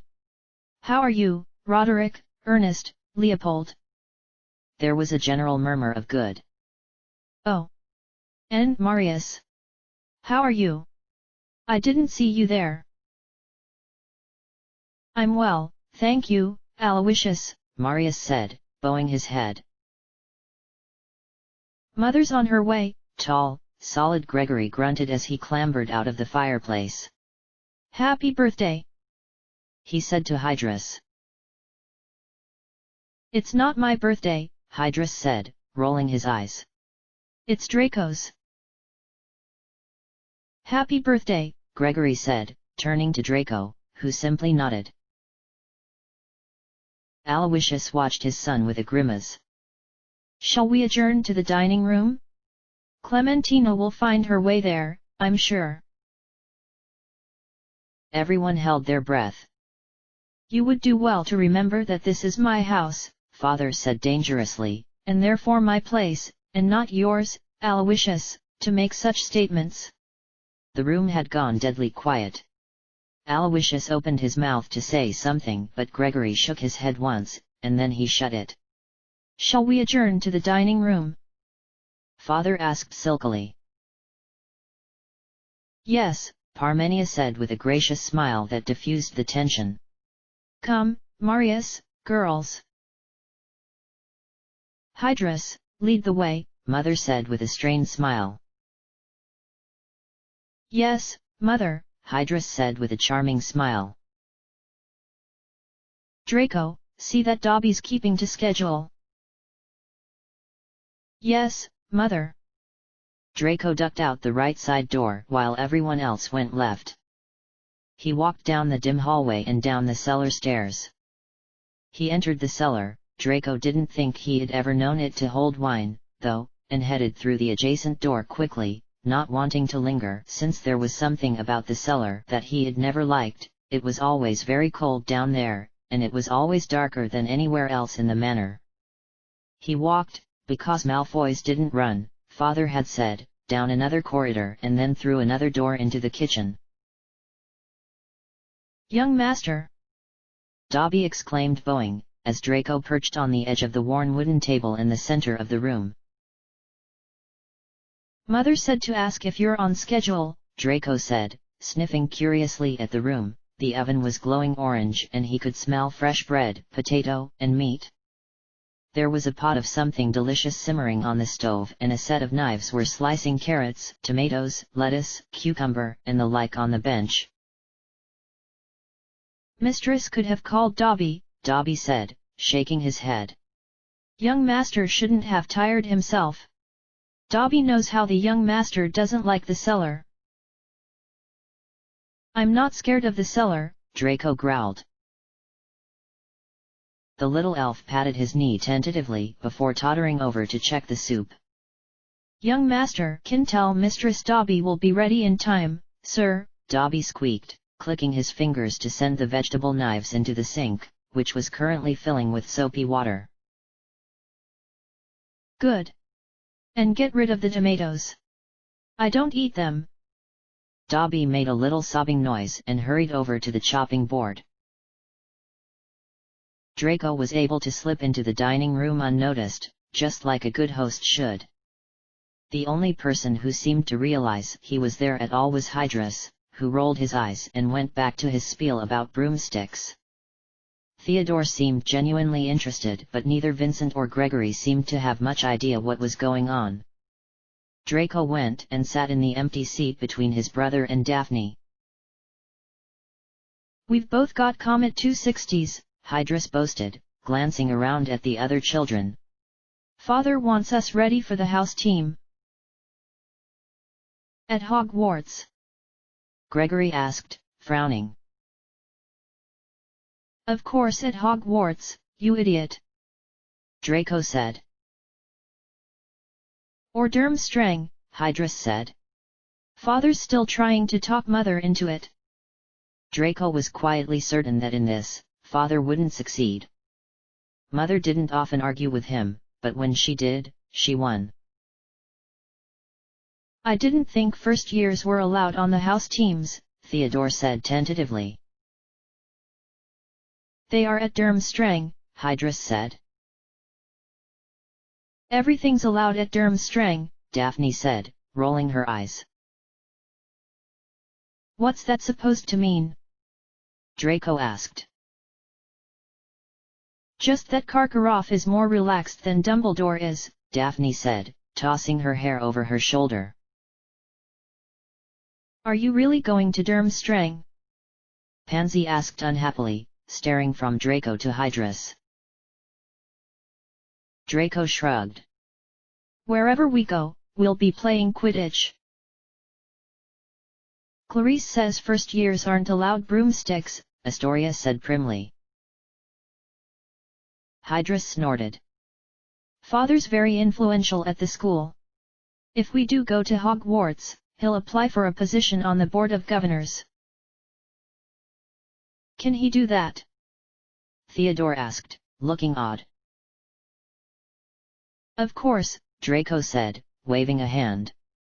All this business with Harry Potter's put him in Dumbledore's good books. I bet I'll have a place on the team before I've even unpacked my broomstick. And who's Clarice? Pansy rolled her eyes and started up a different conversation with Hydrus. Our stepsister, Daphne said proudly. She and Bertram were from Mother's first marriage. Draco sneaked a glance at Parmenia Greengrass, who was tracing the back of her husband's hand while she laughed at a joke Clementina was telling. How old are they? They'll be 14 and on the 25th of June, Astoria chirped from beside her sister. Clarice is going to be an unspeakable and Bertram's going to be a professional Quidditch player. What position? Chaser, said Vivian. And if he doesn't get in, he'll be a reporter for the Daily Prophet. Perhaps he'll work with Father on the Harry Potter search, Draco said. Vivian glanced at Father and frowned. Perhaps, she said. Are they going to find him, do you think? Astoria asked, looking nervous. They say he's dead. Who, Harry Potter? The Prophet says he's dead. Draco said, rolling his eyes. Shows how much they know. I don't think he's dead, and neither does Father. Mother and Father say he's powerful, Daphne whispered. Vivian nodded. He is, Draco said. Father thinks he'll be the next Dark Lord. Is that why Sirius Black took him? Daphne asked. Draco shrugged, fairly sure that he wasn't supposed to know as much about Sirius Black as he did. Do I look like Sirius Black or Harry Potter to you? He asked instead. No, Daphne said. Then why in Merlin's name would I know? He asked coldly. There's no need to be rude about it, Astoria said, folding her arms. She was just asking. Draco ignored her. What makes you think I'd know? He asked again. Well, your father's involved, Daphne said condescendingly. Anyone with the intelligence of a mountain troll might think you knew something. Well, I don't, Draco said, using his frosty voice to mask his lie. Oi! Greengrass! All three girls turned around. Which one? Astoria asked. Daphne. You're hoping for Slytherin, right? Hydrus asked. She shrugged. Either Slytherin or Ravenclaw. Told you, Theodore muttered. How did you know? Vivian asked, sounding interested. He shrank under everyone's scrutiny. It's not hard, everyone here wants that. I don't want to be in Ravenclaw, Hydrus drawled. Draco nodded. I want Slytherin. There's nothing wrong with Ravenclaw, Vivian said, and Astoria nodded angrily from the chair beside her. Mother thinks I'll be a Ravenclaw. And I suppose you're looking to go there too? Pansy asked Astoria, looking mildly revolted. She had never liked the twins much. I won't be in Gryffindor or Hufflepuff, Astoria said coolly. I'd be happy with either of the others. You're thinking Slytherin, aren't you, Theodore? Yes, Theodore said and then hesitated and added, but Ravenclaw's not a bad alternative. The twins beamed. Draco rolled his eyes. If father had seen him doing that, he'd have been subjected to lessons on how to control his facial expressions. Clearly the Greengrass family weren't as proper as they'd used to be. Vincent, Gregory. Slytherin, both grunted. Me too, Pansy said loudly, not wanting to be forgotten. Mother was a Ravenclaw, but I'd hate to be put there, she said with a nasty glance at Astoria and Vivian. Ravenclaws are weak. All three Greengrass girls and Theodore made noises of disagreement. They are, Pansy said, watching her mother with narrowed eyes. Sonia Parkinson had just returned from the bathroom, looking paler than usual and a little clammy. They're weak. The others exchanged glances. Pansy's mother was sick and there was nothing the healers could do for her, and stayed silent. Well, Daphne said with a cautious glance at Pansy, I suppose this little group will be sticking together. That's nice, isn't it? That's nice, isn't it? Draco drawled, mimicking her. Are you sure you're not angling for Hufflepuff, Greengrass? The others, except for Daphne, who blushed, laughed. Draco leaned back in his chair, smug and completely content. End of chapter. Chapter 13, Heading Home. Charlie leaned forward so that he could see around Alison Pemberley's head. She had played chess and then exploding snap with them until about an hour ago, and then she had gone unnaturally quiet and turned toward the window. Dawn Carter, the soon-to-be former head girl, had been unabashedly sobbing for the last half hour, much to the amusement of everyone in the compartment, though the ribbing had been more subdued than in previous years. Even Tom Durbin, a Slytherin, had only made a few jibes before shuffling over to put an arm around her. Charlie glanced at the buildings, which were becoming more and more frequent, and then settled back into his seat again, scratching Canis' ears for good measure. Tonks' little cat purred and leaned into the touch, and Tonks herself peered over the top of the book she was reading and glared at them both. The cat stopped purring immediately and glared back until Tonks hid behind her book again. Charlie, determined to make the most of his remaining time on the train, pulled out his sketchbook and, with a few pats as coercion, was able to rest it on Canis. He flicked through to his half-finished dragon and, once he had located his stick of charcoal, added another line that would form the basic structure of the dragon's wing. He frowned and added another line and then moved the book back a little. He muttered a quick spell to siphon the charcoal off and tried again. After the third repeat of this, Tonks huffed noisily and yanked the book out of his grip. Canis made a swipe for her hand but missed. Oi! This looks fine to me, she said, examining the sketch. Hold it up, Charlie said. She did. He stared at it with narrowed eyes and then nodded. That's actually not bad, he said. For a Gryffindor, Tom drawled. Charlie grinned. You should put your reading glasses on, Durbin. If you could see it properly, you might appreciate it for the work of art it really is. Tom chuckled. Oh, so now you like it? Tonks muttered. Charlie winked at her and tugged the sketchbook from her hands. He added spines down the dragon's back and along its tail and was just shading the wing membranes when Dawn let out a particularly loud sob and the train slowed noticeably.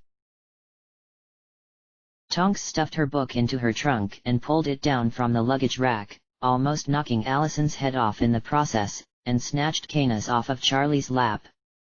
Before the little cat could even realize it was his despised owner that was holding him, Tonks had stuffed him into his wicker basket and shut the lid. A furious hissing came from inside, but she latched it without any trouble.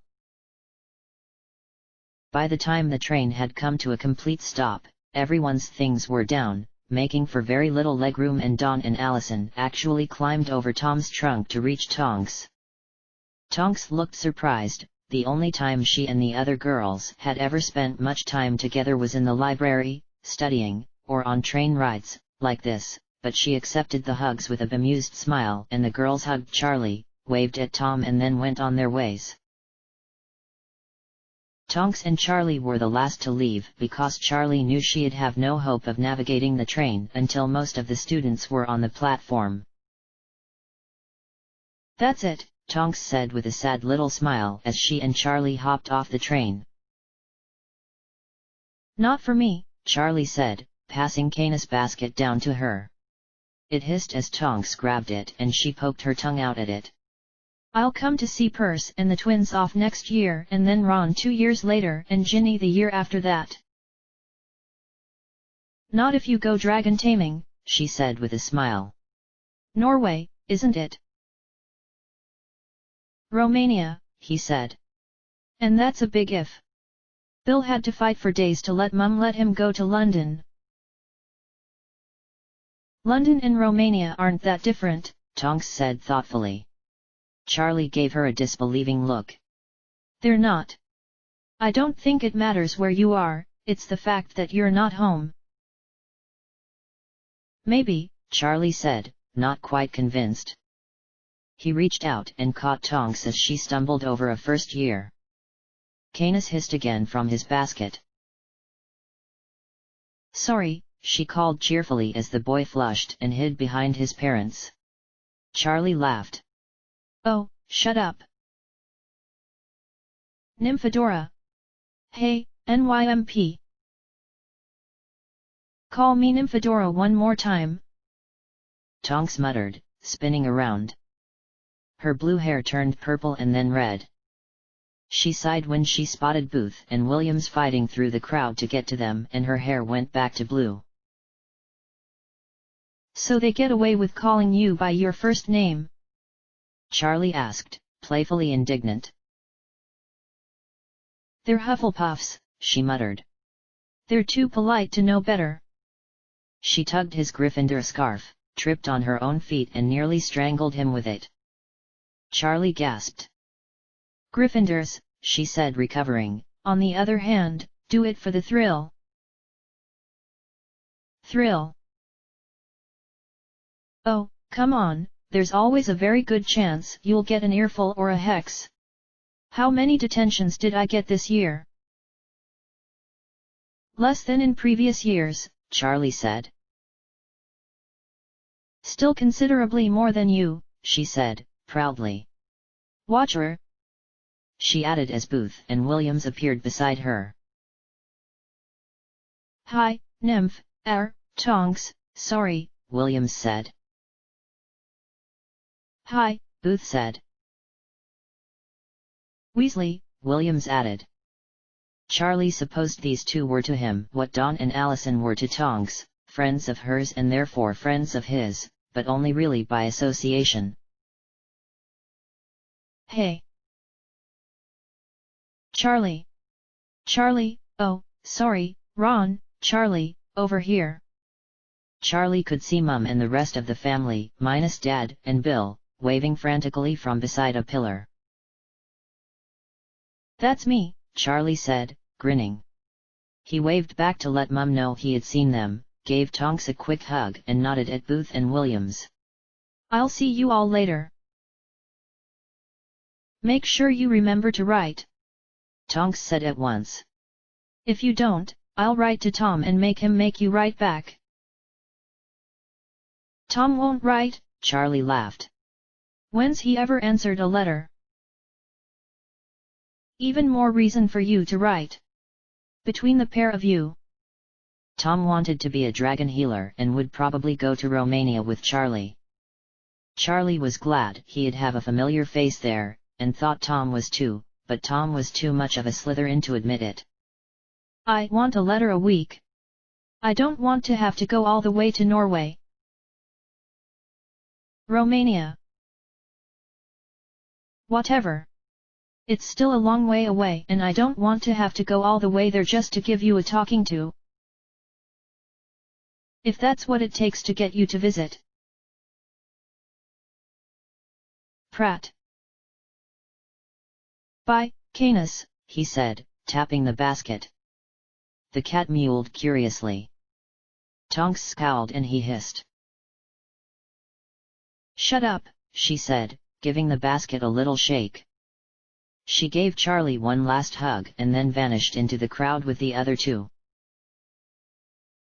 Charlie parted a sea of fourth-year girls and made his way toward his family. Before he could reach Mum, however, a small, skinny figure collided with him. Charlie! Ginny cried. Jin, he said, ruffling her hair. She flattened it and pulled away, wrinkling her nose. He scooped her off the ground and tossed her over his shoulder easily, like he would with his broom on the way back from practice. She squealed and kicked. Charlie pretended the struggle was too much and set her down again, puffing dramatically. What happened, kiddo? You've grown since Christmas. I'm taller than Ron now, she said happily, seizing his hand. With the way he eats? I don't believe it. It's true, she said, towing him toward the rest of the family. Look. She released him and went to stand beside Ron and was indeed taller. Mum hugged him tightly and then fussed over his hair. Dad's come straight from work, he'll meet us at the car. He didn't have to do that, Charlie said, touched. He wanted to, Mum said, smiling. Oh, Charlie, I can't believe I've got two sons out of school. You've got lots of sons out of school, Fred pointed out, ushering her out of the way so he and George could hug Charlie. It's holidays. But when it's not, Mum said. You've still only got Purse, George said. We haven't started yet and neither's Ickle Ronnykins. They call you Ickle now? Charlie asked, laughing as he turned his attention to his youngest brother. Ron wore an odd expression, as if he didn't know whether he wanted to smile at Charlie or scowl at Fred and George, but the grin won out, splitting his freckled face. Yeah, he said a little ruefully. I'm the shortest Weasley. Charlie hugged him. You're the shortest male Weasley, he corrected. And privately, he didn't think it would be for much longer. Bill, Percy, and Ginny had always been tall and thin for their respective ages, though Bill was about average height now and he suspected Ginny would stop growing early and be short like Mum. He and the twins had always been shorter and stockier. Ron fit into neither group. He seemed to have gained a little weight, his face was a little rounder than Charlie remembered it being at Christmas, but if that weight was there to stay, Tonks wasn't a metamorphomagus. Ginny's the shortest female. Ginny's the only female, George said. Ginny scowled. I don't know, Fred said. If Percy grew his hair out. Where is Percy? Dunno, Ron said, straining to see through the crowd. Don't bother looking, Fred told him. Yeah, George said, grinning. Leave that to the taller Weasleys. Ron made a face and then said, There he is. What? Fred demanded. Where? George asked. Clearly height isn't everything, Ron said slyly as Ginny dashed off into the crowd. 5 minutes later they were all, well, minus Bill, but he'd be there for dinner, off. Mum, Dad, George and Ginny sat in the front seat. Ginny was on Dad's lap and kept moving so he had to look around her to see the road. George was watching Dad drive with a shrewd expression, and every now and then he would turn and share a look with Fred. If Charlie didn't know better, he'd swear they were trying to learn how to drive the thing.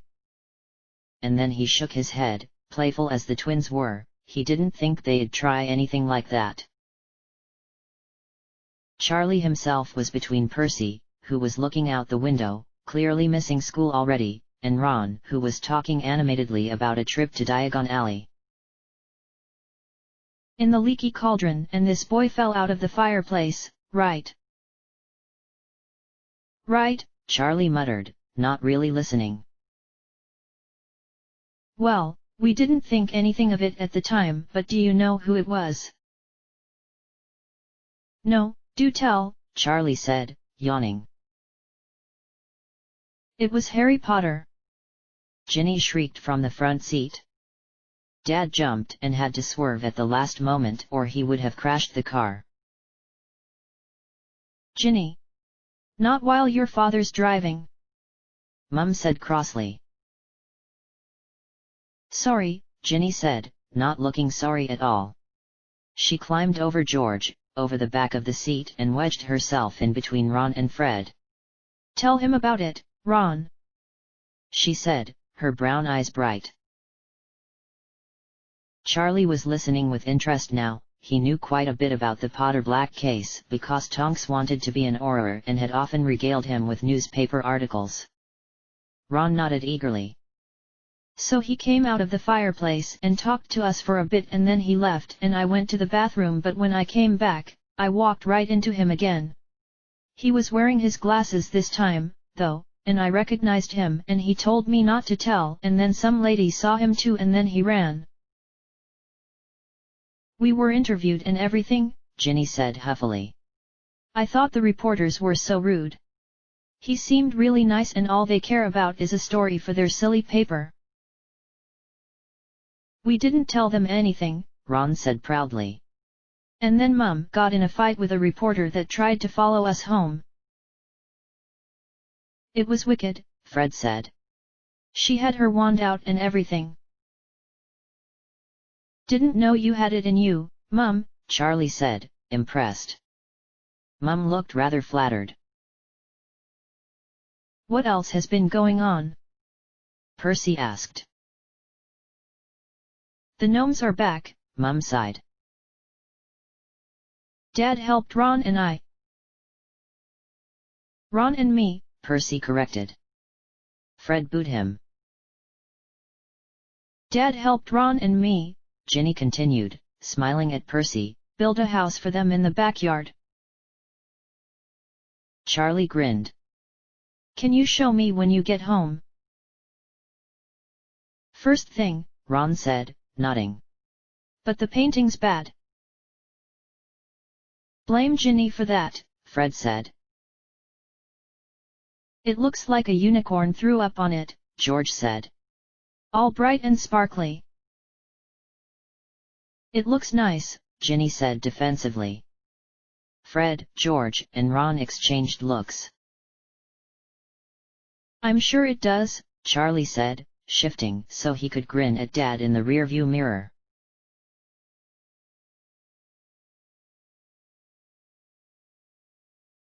No more schoolwork, Alfred said. And do you know what? Tonks pulled her eyes off of Charlie, who had just been hugged by his little sister Ginny, and laughed. What? I'm actually going to miss it, Alfred said, pulling a face.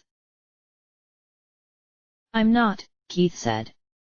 I'm going to join our local Quidditch team and teach the younger kids how to play. Alfred's eyes brightened at that. Do you reckon I could help?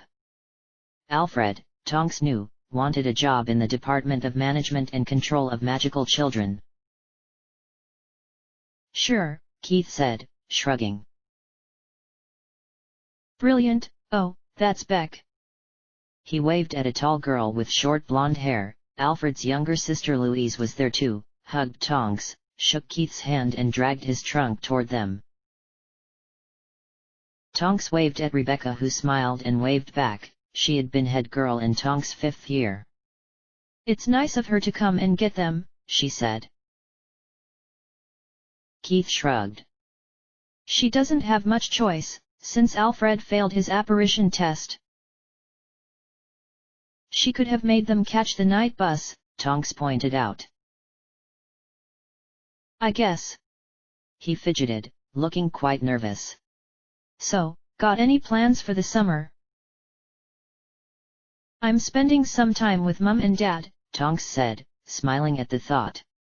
Mum's offering a few galleons if I help her out at the bank, so I might do that for a bit, and Dad says I'm always welcome at the station, so I'll probably be there quite a bit too.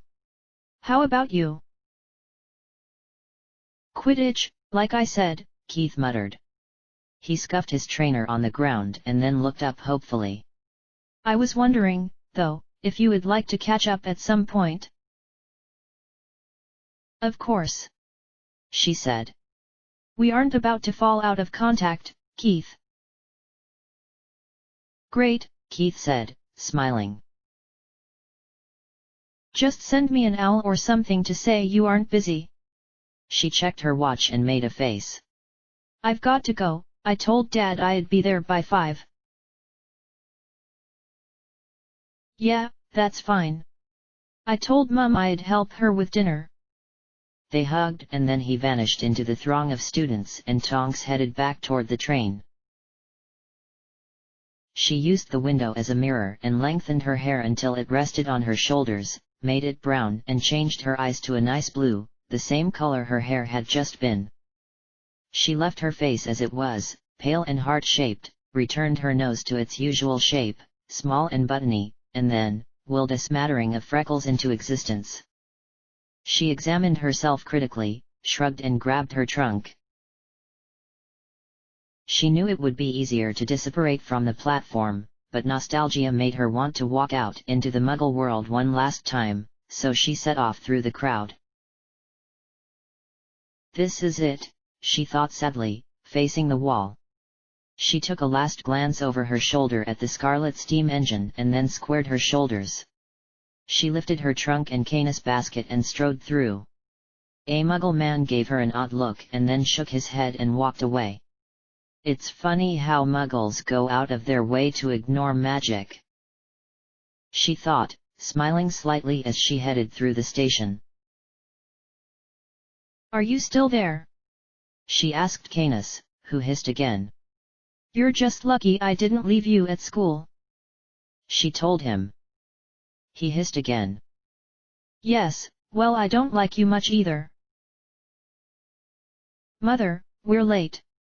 A little girl screeched, hauling her mother toward the barrier Tonks had just come out of. Bertram and Clarice are probably the last ones there. The mother, a tall, willowy woman with dark hair, the little girl looked a lot like her, but smaller, sighed and said, Go ahead then, Astoria, and let them know we're on our way. Why does she get to go? A blonde girl demanded as the little one ran off with a delighted yell. You're welcome to go too, the woman replied calmly. The blonde gave the woman a suspicious look and ran after the little dark-haired girl. Are you going too, Vivian? No, said the third girl who was also dark-haired. If Clarice gets more time with Edmund, she'll be happier all holidays. The woman laughed. Is that so? Yes, the little girl said matter-of-factly. She saw Tonks looking and smiled. Tonks smiled back and then collided with something soft and dropped Canis' basket. It burst open and the cat stuck his head out and glanced around the station before darting away. Watch it, a heavy man with a bushy mustache said. Sorry, she said, riding her trunk. As you should be, an equally large woman said. Youths these days. No respect for anyone anymore. She's as bad as that boy of yours. Tonks prepared herself to be berated, but the man's expression changed dramatically at the mention of this mysterious boy. He seemed to forget about Tonks altogether. He's gone, the man said brightly as they walked away. Clearly you haven't been reading the papers, Marge. Tonks picked Canis' basket off the station floor and set it on top of her trunk. Here, the girl said, holding Canis out. Thank you, Tonks said. Canis hissed at her and sank his claws into the girl's jumper. Sorry, she said, prying the little cat free. He's not very well behaved. What's his name? Canis. That's a funny name. Vivian. The woman said, looking embarrassed. I'm terribly sorry. It's all right, Tonks said cheerfully, stuffing her cat back into his basket. She winked at the girl. I gave him a funny name on purpose. She smiled and the mother seemed to relax a bit. Thanks again, Tonks said, gathering her things. The pair continued towards the platform, while Tonks headed out of the station and into Muggle London. She pulled her trunk and Canis basket down an alley, checked for Muggles and then apparated into a storage room in the studio. Canis yowled, making her jump. She swore and steadied the box of tapes she had almost knocked over. Tonks spent a moment in the darkness with her ear pressed up against the door and once she had decided there was no one there, stepped out into the bright hallway. She was waiting by the lift. Canis was still grumbling in his basket, when it opened and 3 people stepped out. 2 were very professional looking, a man and a woman, both with short, sleek hair and pinched expressions. The third stopped when he saw her. Dora, Jim said, giving her a bright, very white smile. Jim, Tonks said, delighted. He and Dad had worked together since she was born and she had spent a lot of time in the studio as a kid. She dropped her trunk so she could give him a hug. I thought you might have been too old for hugs, he said, letting her go. Never, she said. How've you been? Not too bad, thanks, Jim said. Dawes, you know Kevin Dawes, the weatherman. I think Dad's talked about him, Tonks said, frowning. Dad's talked about him? Jim said, shaking his head. Of course he has, he's the longest-serving weatherman in London. When did he join the station? A few years back, Jim said. He shook his head. Anyone would think you didn't watch the news. I don't always, she said, shrugging. You must be in the minority. My brother can't pull his kids away from the television. Anyway, Dawes is retiring in March and he's training me up to take his place. He straightened his tie importantly. Brilliant, Tonks said. He smiled. I'm looking forward to it. I've only done the weather a few times, and most of those were years ago, before Dawes worked at this station. Here, we're blocking the hall. He picked her trunk up and led her down the corridor. I hear you've just finished school. I have. Makes me feel old, he said ruefully. I still remember when you were 5 and wore that big knitted hat everywhere. Tonks was startled into laughter. I remember that, she said, until she had turned 7, she hadn't had proper control of her metamorphomagus abilities and had to wear the hat everywhere to cover her hair, which had been, and still was, the part of her that changed most readily. You wouldn't take it off, even in summer, he said fondly. So how's it feel? What? Being free of the hat? It's great. No, you duffer. Finishing school. Oh. She laughed. A bit sad, really, but I think I'm ready to face the real world. Know what you're going to do? She tried to remember the name for Muggle law enforcers and couldn't. A conversation from a few weeks back drifted through her head. Politics, she said, to buy herself time. And it sounds like that, too. Pilates. Paul something. Politics? You? Really? She laughed. No, not really. I was thinking I might join the police force. He chuckled. Now that I'll believe. Here we go. Tonks blinked at the door that said Ted Tonks. It's moved. When? Last week, Jim said. Some idiot from advertising decided he wanted a better office, so your dad swapped. Why? Because Parker would have quit otherwise and he's too valuable, Jim sighed. Ted doesn't mind much, I don't think. He's only here on afternoons anyway. He knocked and pushed the door open. That and the less space I have, the tidier I have to be, Dad said as they walked in. Tonks took one look at the desk and smiled. Dad, you don't know how to be tidy. Dad hugged her. I do so. I've never seen it, she said. She cleared a little patch on the desk and put the basket down. Besides, I'm a slob and I certainly didn't get it from Mum. True, Dad said. His eyes landed on Jim and he chuckled. Oh, Jim, you didn't need to carry that. You should have made her do it. It's fine, really, Jim said. Besides, she carried the cat. Canis hissed to remind everyone he was there. The phone rang. Dad had to shift several folders and his briefcase to get to it. Ted Tonks speaking, he said. Yeah, there's room. He gestured wildly with one hand. Tonks recognized the old gesture and grabbed a blank sheet of paper and a Muggle pen and passed them to him. He smiled and fumbled with the lid. MMMHMM. He scribbled something down and then paused. No. What's happening?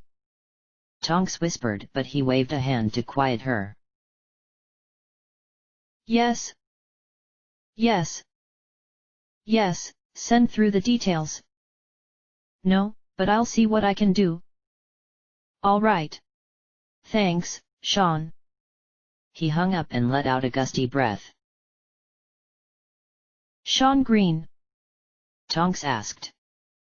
Sean was an old school friend of Mum and Dad's. He was a Slytherin, cunning to the core and talented, according to Mum, but the few times Tonks had met him he had been nice to, and had no prejudices against Muggles or Muggle-borns. A lot like Tom, really. To prove that, he had gone into Muggle liaisons, like Dad had, and he worked part-time with the Ministry and part-time with a Muggle newspaper, to moderate what wizarding events Muggles were exposed to, and how those events were presented. Dad nodded. Did you see anything suspicious when you were at the train station? No, why? A woman was killed. Where? Tonks asked. At the station. Just outside, Dad said, looking pale. Did they catch whoever did it? Jim asked. No. He disappeared. Dad met Tonks' eyes. Right into thin air. She nodded to show she had understood. But they're looking. Jim shivered. It's uncanny how criminals do that. Anyone would think they were magical or something. Tonks balked and clamped down on her instincts before her hair could turn bright pink for embarrassment, or perhaps white for shock. Let's just hope our side have magic too, then, Dad said with an easy smile. He pulled a stack of papers toward him, added a note about the death, checked his watch and then said, I'm on in 5. Tie, Jim said as he stood. Dad adjusted the offending article, it was black with little gold-yellow diamonds on it to show his house pride, and combed his hair out of his face with his hand. Tuck the back of your shirt in, Tonks said critically. Dad rolled his eyes. I'll be sitting down anyway, he said, even as he fixed it. The three of them left Dad's office, though they said goodbye to Jim just before reaching the set. He needed to find Dawes before he went on. So what happened? Tonks asked, nervously. A woman was taken. Taken by who? Greyback, Dad said, his eyes flashing. Tonks closed her eyes for a moment. Someone recognized him and contacted the Aurors. They're looking now. She'll either be found dead, or found bitten. Why are you telling everyone she's dead, then? She might be alive. She's a muggle, Dad said heavily. They've got half the ministry searching and the other half trying to cover everything up. She's been declared dead in the muggle world, which is what I've got to present tonight, and I'm supposed to ask her family to come to a police station tomorrow, where they'll speak with a team from Muggle liaisons. That's awful! Tonks exclaimed. Dad nodded grimly. They set off again, only to turn a corner and stop when they spotted a woman hovering near the studio entrance. Mum! Tonks said. Surprise, Mum said a little sheepishly, glancing at Dad. I didn't know you were coming. Tonks ran to her mother and hugged her. Next thing she knew, both of them were on the ground. Was that you or me? Mum asked. Both, Dad said helpfully, pulling them to their feet. Tonks laughed, but Mum squawked and flapped a hand. Hair, she said. Nymphadora. Sorry. She scrunched up her face and her hair went back to the shoulder-length brown style it had been before, though it was tinged with red, from her mother's use of her name.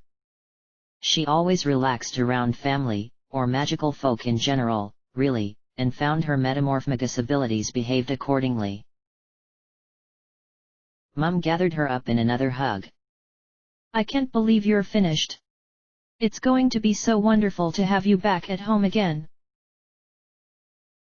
Tonks exchanged an exasperated look with Dad, but she tightened her arms around Mum. You'll get sick of me being around, Tonks assured her. Eating all your food, getting in your way, making the house messy. Your father already does all of that, Mum said fondly. You'll be out of a job, Tonks told Dad, who chuckled. I'll manage. How was the train ride home? Mum asked. I'll bet you're starving, I remember the food coming early. You're fussing, Dromeda, Dad said with a smile. I've got my baby girl home, Mum said, folding her arms. I'm allowed to. Baby? Tonks asked. I'm legally an adult. Mum and Dad both gave her amused looks, and then Dad wrapped an arm around Mum and led her down the corridor to the set. Tonks followed behind, muttering to herself about babies and delusional parents.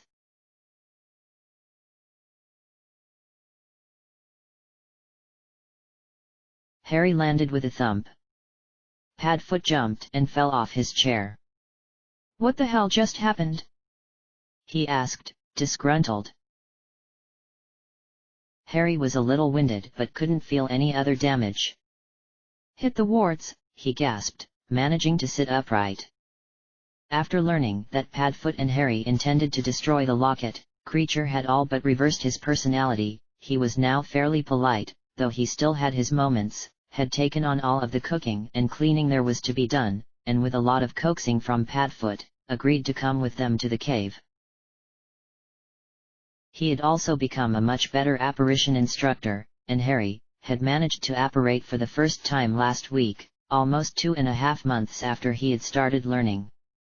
Finally, the daily lessons were beginning to pay off. He had been able to repeat the feat several times, but not with any consistency yet. Finite. Are you hurt?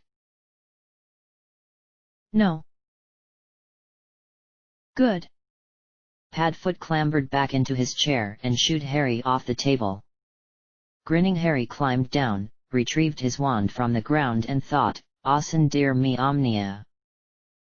His vision flickered, and in addition to what he could see with his eyes, he could see his magic, Padfoot's, the faint white glow, flecked with Harry's red and gold where he had tried to apparate before, and more on the table where he had landed, covering an oblivious Padfoot.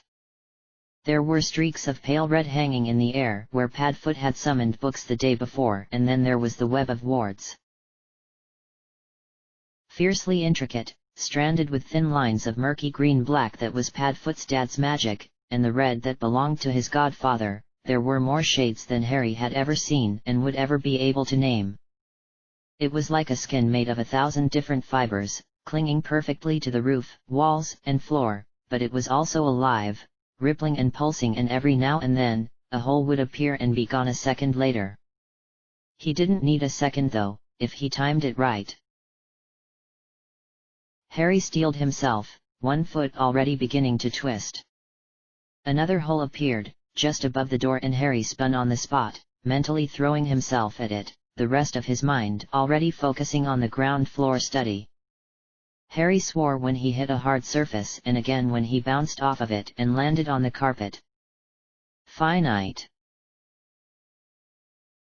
Feeling rather dizzy, he made a mental note to thank his godfather for his much expanded vocabulary. He picked himself up off the ground, rummaged through the desk for a few rolls of parchment, grabbed 2 quills and an inkwell, stuffed the whole lot in his robe pockets, and then mentally murmured the spell that would let him see magic. He waited and then leapt through a fluctuating gap in the warding, hoping to make it back to the library. Oof! For the second time in as many minutes, Padfoot found himself on the floor, though this time, Harry was there with him. Finite, Harry thought, and the magic vanished to his eyes. "Sorry," he said, laughing as Padfoot lifted him off. "Not a prob." Padfoot made a funny choking sound and then doubled over, laughing.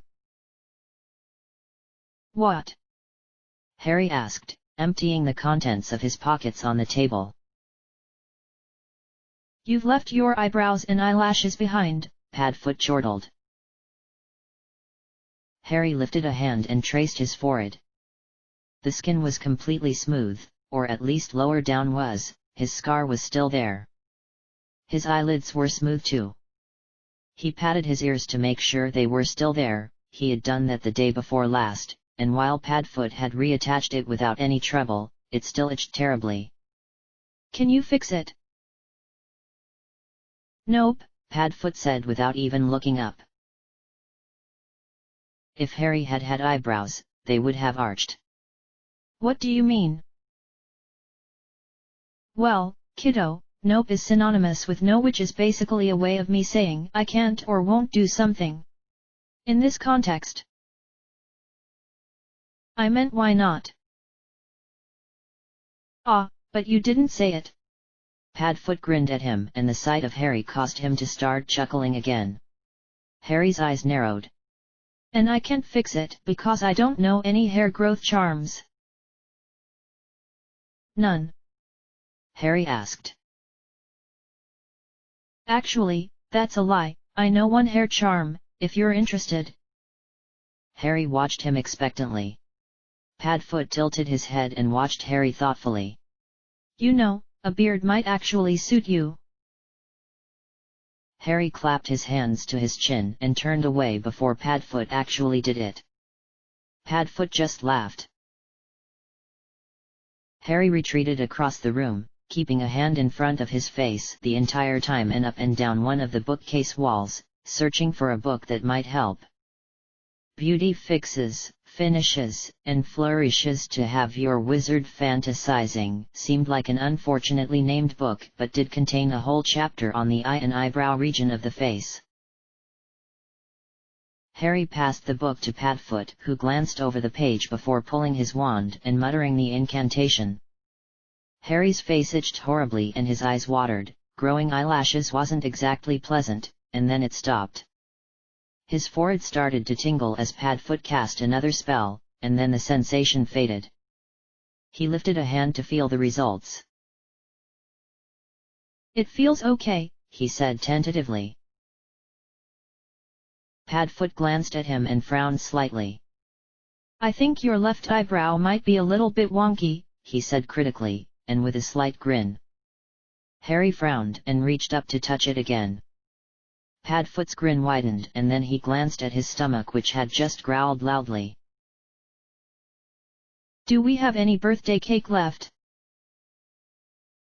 Dunno, Harry said, shrugging, but all thoughts of wonky eyebrows vanished and a small smile forced itself onto his face. 3 days ago, it had been Harry's 9th birthday. Harry hadn't really known what to expect. Dudley was always horribly spoilt, and had been given 30 presents from his parents alone last year, a figure which would undoubtedly have risen this year, while Harry was lucky to get even a pair of socks.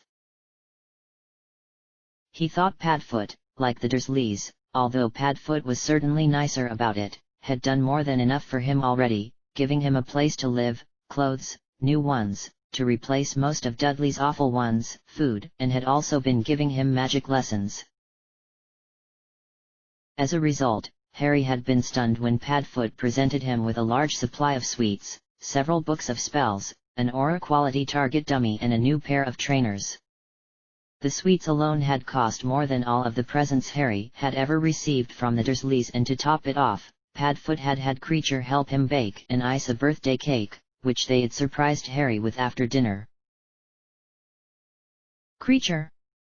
Padfoot called. The elf apparated in and Padfoot requested birthday cake for both of them. Creature bowed and even made an odd facial expression that might have been a smile before vanishing so easily that Harry could only watch enviously. Creature didn't leave his ears or, though he didn't have them, eyebrows behind. Padfoot seemed to know what he was thinking. He was very obviously fighting a smile. Harry made a face and flopped down on the couch where he had been that morning. This morning, he had been reading simple but effective spells for sticky situations, which had been one of his birthday presents, but Harry could only spend so much time with his head in a book each day, so instead he played with the solid gold puzzle they had found in Orion Black's office. Padfoot said it had belonged to Regulus when he was a few years younger than Harry, and that when one put all the pieces together, it formed a small snake that would slither when touched. Harry, however, had been trying for quite some time and was yet to make anything that even faintly resembled a snake, and it was frustrating him as much as his attempts at apparition. How's it going? Padfoot asked as Harry tried to force 2 jagged, circular pieces together. Harry glowered at him. Oh, that well. Shut up. There's always reading, Padfoot said. Can't be too prepared, you know. Harry threw a piece of the puzzle at him, but even as Padfoot threw it back and he lifted a hand to catch it, those words rang in his ears and Harry's stomach gave an unpleasant jolt at the reminder of what was to come. End of chapter. Chapter 14, The Cave. Harry's insides relaxed and he let go of his godfather's hand. Finite, he thought quickly, there was magic everywhere, in every color, shape, style, and concentration he could imagine, and it was almost overpowering. The extra sight dropped away and he glanced around curiously. The streets were nearly empty with only a few local witches and wizards drifting between stores. None spared either Harry or Padfoot any attention. Nicely done, Padfoot said, looking around with a strange expression. He ran a hand through his short, blonde hair. It hasn't changed a bit. Is that the Shrieking Shack? Harry asked, nodding to a dilapidated building, which rested alone, far away from any of the other buildings, on a hill above the rest of the village. It is, Padfoot said. As they watched, a roof tile slid off and shattered in the grass. And that's where you and Dad and Moony and Peter went to transform. Harry glanced at the boarded windows, and wondered if Padfoot, James, and Mooney had put them up to keep other witches and wizards away while they were animagi. It was like our hideout, yeah, Padfoot said after a pause. Harry knew he was leaving something out but didn't say anything. I'll take you inside sometime. But not today, Harry knew. They had other things to do today. Come on, Honeydukes is this way. Harry took another curious look around and followed his godfather. What does the incantation Pedis Offensio do? Tripping Jinx, Harry answered promptly. Wind Charm. Ventus. If I wanted to make something explode. Bomb Arda, Harry said after a moment. He hadn't actually managed that one yet, but Padfoot said he was close. Diffindo. Severing Charm. Stick Fast He. That's. Oh. Colo Shoe. Harry said.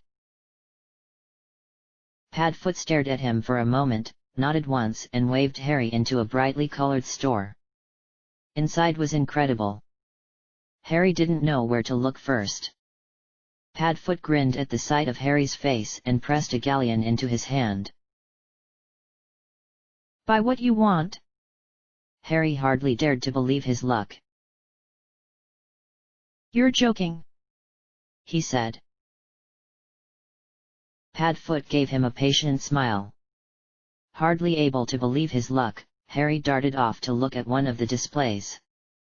He had been given chocolate frogs and a bag of sugar quills for his birthday, but the rest of the sweets were all new to him, although he had heard of Bertie Bott's because Padfoot had told him once that he and James had fed the bad ones to other students between lessons. After they had charmed them to resemble the good ones, of course. He prodded at a box of belly flies, flutter realistically inside your stomach for hours. And then went to investigate a lollipop the size of his head, which changed flavor as it was eaten. In the end, Harry bought a little of everything. Someone's got a sweet tooth, the woman at the counter said, chuckling when Harry deposited a large box of chocolate frogs, a tin of Bertie Bott's, a pack of dribbles, 4 licorice wands, a bag of fizzing whizbees and packet of sherbet witches' hats on the bench.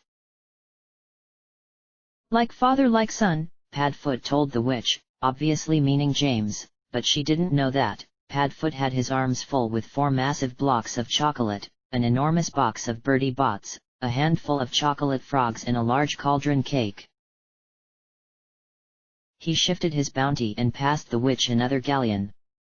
They stuffed their purchases into Harry's rucksack, which was almost overflowing, and made their way out into the warm streets. Padfoot offered Harry his arm. Harry took it, feeling a little relieved that he wouldn't have to get them back so soon after apparating them there. Padfoot spun on the spot. They landed on number 12's doorstep. Padfoot tapped the door once and it swung open. Harry kicked it shut once they were both inside, and then Padfoot removed the appearance alteration charms they had on. The hall was much nicer than it had been when they had first moved in. They had gotten rid of that atrocious umbrella stand and Padfoot had charmed the lamps on the walls and the large overhead chandelier to turn on whenever someone walked in, that way, it wasn't dark all the time. The lamplight also reduced the severity of the dark green wallpaper. They had removed the worn carpet altogether and discovered floorboards underneath, which they had spent hours polishing and repairing. No matter what they tried, one floorboard just inside the door always squeaked and they had given up on that, deciding Padfoot's father had charmed it to give warning of visitors, and that it might actually be useful.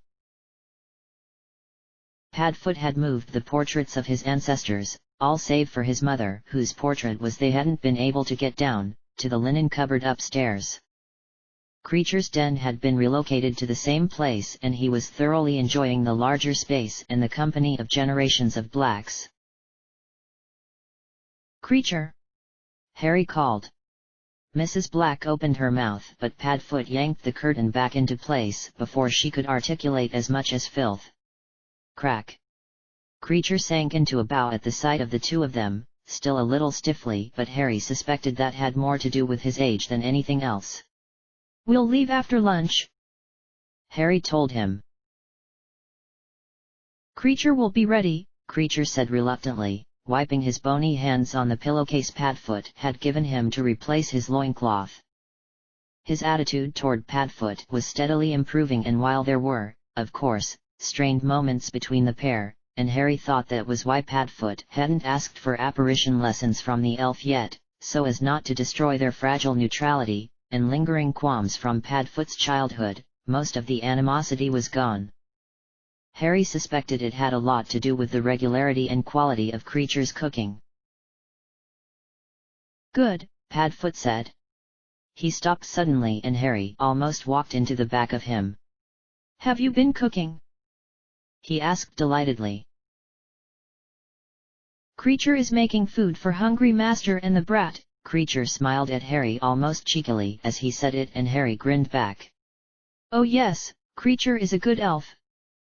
Harry perked up at the mention of food. Padfoot was already halfway down the hall, heading for the kitchen stairs. Thanks, Creature, Harry said, thrilled, and sprinted after his godfather. Creature was already there when he arrived, serving Padfoot sandwiches and pouring juice. Harry sat down, accepted a glass from the elf and dug into his own lunch. He was nervous but he pushed that down, he'd need all his strength for what they were about to do. Despite knowing that, however, both Harry and Padfoot were only able to eat half of what they usually would and Creature didn't eat at all. The elf's movements were getting shakier and his croaky voice shriller with every passing moment. Empty your rucksack, Padfoot told Harry, taking a nervous sip of his juice. Just leave the sweets on the table and we'll sort them out when we get home. Harry did that, keeping only 3 of the enormous blocks of chocolate in there, the 4th he gave to Padfoot who opened it, fumbling with the wrapper. While Padfoot ate, Harry filled a thermos with hot chocolate, and then filled 3 water bottles and added them to his rucksack too. Creature had said there was no way to conjure water in the cave, so Harry and Padfoot were going to try to carry it in. And, if the water evaporated, there was always the hot chocolate, which would hopefully help to fight the effects of the potion. Chocolate reduced the effects of dementors after all. Harry also sent Creature upstairs to retrieve the container of fireworks they had bought the day before. Padfoot pulled his mirror out of his robes and murmured, James Potter. James appeared as he always did, smiling and laughing. Today's the day, Padfoot told him, his voice lacking its usual on the verge of laughter quality. Padfoot told James everything. Harry often heard him talking to the mirror at night. James couldn't speak back, but that didn't seem to matter, because he was there. Hi, Dad, Harry said softly. James waved. Padfoot swallowed. Wish us luck, he said. James laughed soundlessly. Padfoot glanced at Harry, who was watching the mirror hungrily, and then pocketed it. Finally, they were ready. Padfoot, who was wearing Harry's rucksack, took one of Creature's shaking hands and Harry took the other. Creature twisted on the spot and Harry felt himself being pulled. Erg! He heard, and a splash, then a squeak and Padfoot cursed. Is this it? Harry asked, opening his eyes. He couldn't see a thing but he could hear water gurgling quietly, hear Creature's nervous breathing and hear his own voice echoing. He shivered. Creature made a terrified, wheezing sound from somewhere to his right. Lumos, Padfoot breathed. Pale wand light lit the cavern. The walls were damp and caught the light, glittering in a way that made Harry shiver again. Padfoot was clambering out of a small pool in the ground with a wary expression on his face and dried his wet legs with a quick spell. Harry lit his own wand. "Awesome dear me omnia," Harry whispered. He knew he didn't need to say it aloud, but his own voice was better than the eerie silence. He ignored his red and gold, Padfoot's crimson, and Creature's pale green, and focused on the new magic. His mouth fell open. Lines of green and silver pulsed on the stone, like veins. Harry immediately recognized it as the same magic that he had seen in the locket, only there had been black in the locket and there wasn't here. "Where now?" Padfoot asked Creature. "There," Harry and Creature said together, pointing to what Padfoot must think was a blank stretch of wall. "It's glowing," Harry murmured. There was far less green magic there, only silver, extremely faint however, and in the shape of an archway. There were peculiar splatter marks too, some were pale green and some a misty silver, different to the rest of the silver, which was glittery. Though he had never seen the misty silver before, both it and the green were strangely familiar. "So the pool is the way out?" Padfoot asked. Creature nodded. "The Dark Lord is making Creature swim the first time, through the crack in the rock. When Master Regulus is coming here, Creature brought him straight to this cave. Why not just take us straight through?" Padfoot asked quietly. Creature trembled. "The lake is always changing," he whispered. "Never in the same place. Creature is not wanting to disturb them, oh no." "All right," Padfoot said. "How do we get through, then?" "The way is hidden," Creature croaked. "But it opens for blood."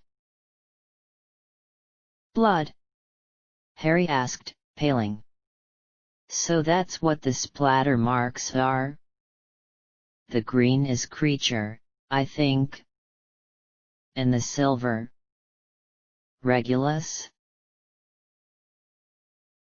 Padfoot wrinkled his nose but didn't seem overly fussed. "Where?" was all he said. "I can," Harry began, but Padfoot just rolled his eyes. Creature guided him over to the wall and then Padfoot pointed his wand at his palm and said, "Sectum." A line sprung up on his hand, red to Harry's normal eyes, and bright, constantly moving scarlet to Harry's magic-enhanced vision. Padfoot smeared his palm on the rock and then healed the injury with a tap of his wand. "Sana Novum Cutis." There wasn't even a scar left, but the silver of the archway flared so brightly that Harry snapped his eyes shut and mentally shouted, "Finite!" When he opened them again, the archway was glowing dimly and then it simply vanished. He and Padfoot stared through the black opening. Creature let out a wail and latched onto the back of Harry's robes. "Creature, you'll stay here," Padfoot said after a pause. Harry looked at him in surprise. "Look at him, he's terrified," Padfoot said. Harry found himself fighting a smile, that, if anything, showed how far Padfoot and Creature had come in the months since finding the locket. "Master is good. Kind master," the elf sniffled. "I mean stay here, though. I don't know what state I'll be in when we get back, but it's more than likely Harry will need help." Creature nodded, his ears flapping. "If something happens to me, your priority is to get Harry out, all right? That is an order." Creature sniffed. "Are you sure you're up for this?" Padfoot asked Harry. Harry swallowed and nodded. "We'll see you when we get back, then," he told the elf. With that, Padfoot strode through the opening. Harry darted through after him. There was, as Creature had said, a lake, and the water was so dark it was indistinguishable from the cave walls. The cave itself was so high Harry couldn't tell where it ended, and so deep that he couldn't make out the far wall either. What he could make out, thought, was a green glow, the island, presumably, right out in what was probably the middle of the lake. Harry turned to get one last look at Creature, but the wall had already sealed itself again. Padfoot turned to Harry, his face serious in the wand light. "Don't touch the water," he said. Harry nodded. "I want you to stay here." "Here?" Harry asked. His voice echoed into the still darkness. "You agreed?" "Well, yeah, but—" "Harry," Padfoot said sternly. "I didn't think you were going to be alone. I thought Creature would go too." "He's told us both the stories enough times," Padfoot said calmly. That was true. Harry could probably tell it in as much detail as the elf could. "It'll be all right." "But what if it isn't?" Harry's green eyes scanned the cave mistrustfully. Padfoot shook his shaggy, black head. "If something goes wrong, there's not a lot Creature would be able to do to help me." Again, Harry had to see the truth in that. He fixed Harry with another serious look. "Remember what you promised." Harry swallowed and nodded. "And don't do anything stupid. If it comes to it, I want you to get out as quickly as possible. You'll have to pay with blood to get back to where Creature is, but you can do it. Get him to take you home. Wait until this time tomorrow night, and if I'm still not home, I want you to find Remus." "Remus?" Harry repeated. "There's a letter in my bedroom." "You aren't planning to die, are you?" Harry cried.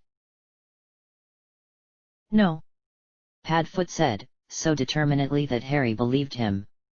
"No, I most certainly am not. I'm just making sure we've got a backup plan. The letter will explain everything to him, and it names him as your guardian. Do you understand?" Harry nodded. Padfoot slipped the rucksack off and passed Harry the container of fireworks.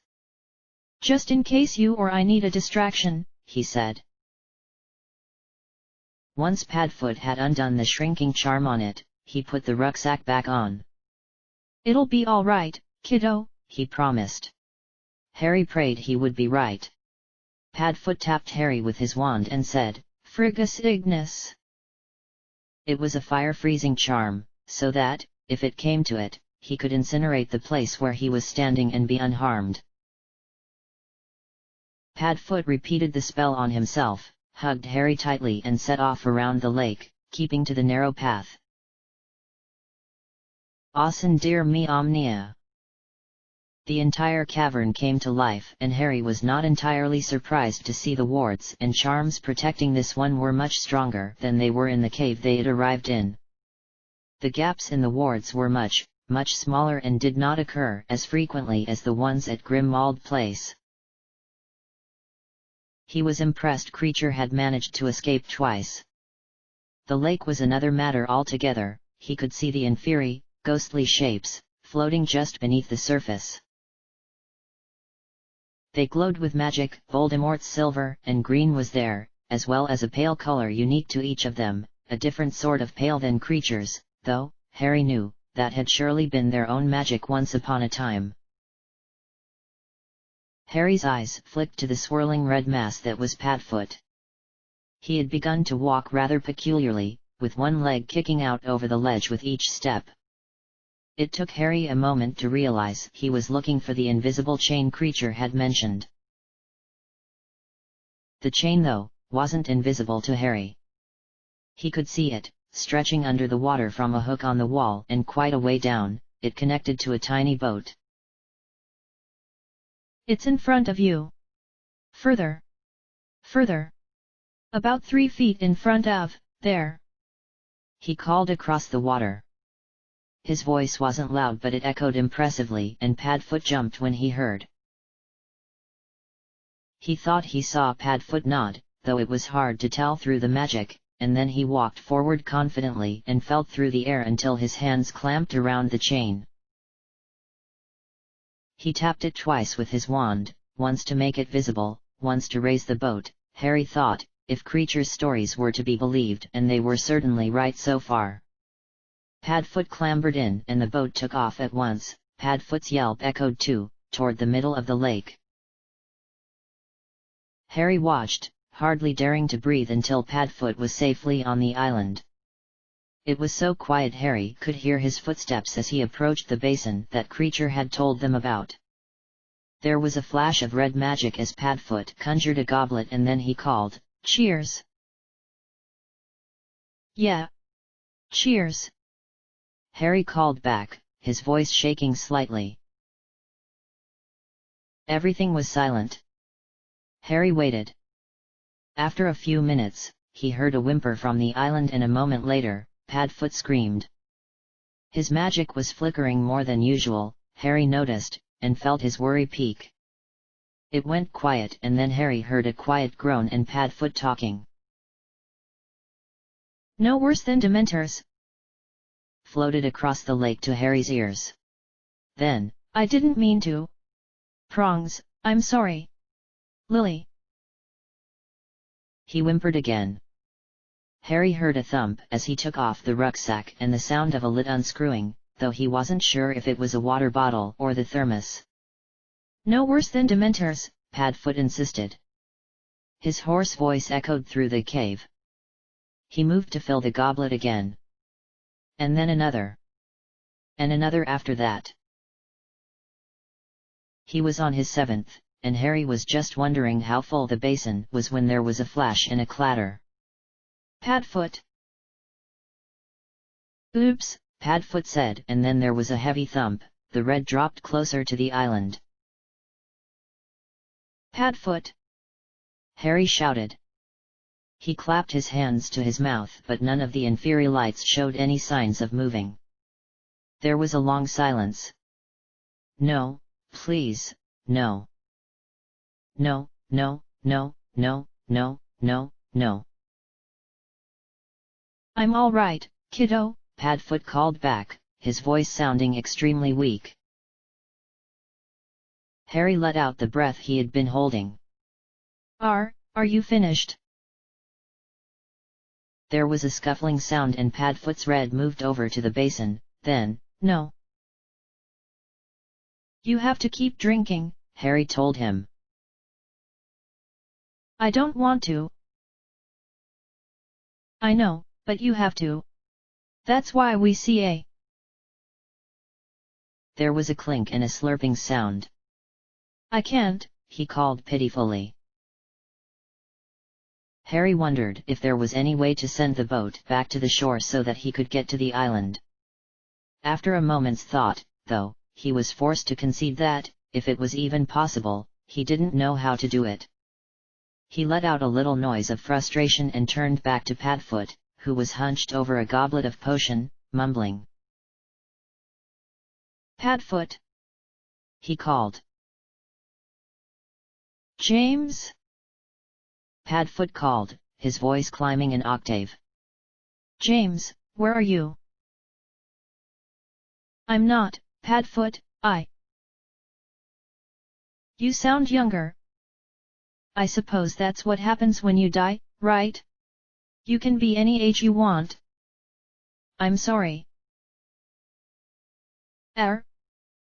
It's fine," Harry said quickly. "It's fine, just drink." There was a quiet slurping sound and then the red mass that was Padfoot quivered. "I can't. James, I can't." "It's all right," Harry said, scared now. "What am I supposed to do when he's over there and I'm over here?" Just drink." "I can't, Prongs." Short of tipping the damn thing down his throat, which Harry couldn't get over there to do anyway, Harry was out of options. Padfoot was hallucinating for Merlin's sake. He was in pain. What was Harry supposed to do? Sorry. Padfoot murmured. Oh, Lily, I'm so sorry. Reg, I tried, I should have made you come with me. Padfoot, serious, I need you to listen to me, Harry said desperately. You've never exactly been easy to ignore, James, Padfoot said, sounding weak. I need you to drink. You drink it, Padfoot snapped. It fucking hurts. I know, I'm sorry. Harry swallowed. But please. For Day, Jam, me and Lily. For Reg. For Remus. Padfoot whimpered. And Creature and Harry. Harry, he heard from the island. The mass of red moved closer to the basin again, and then there was another scraping sound. Everything was silent again. Another few minutes filled only with gulps and moans passed. If Harry had to guess, he would say Padfoot had had 10 goblets now. Surely it's nearly empty. Padfoot collapsed with a loud, rattling breath that echoed over the water, and then everything was silent. No, Harry breathed. No. Padfoot! He shouted. There was no response. Padfoot's magic was very still, and dimmer than before. Padfoot! Padfoot, wake up, please! Please! Still nothing. Finite incantatum!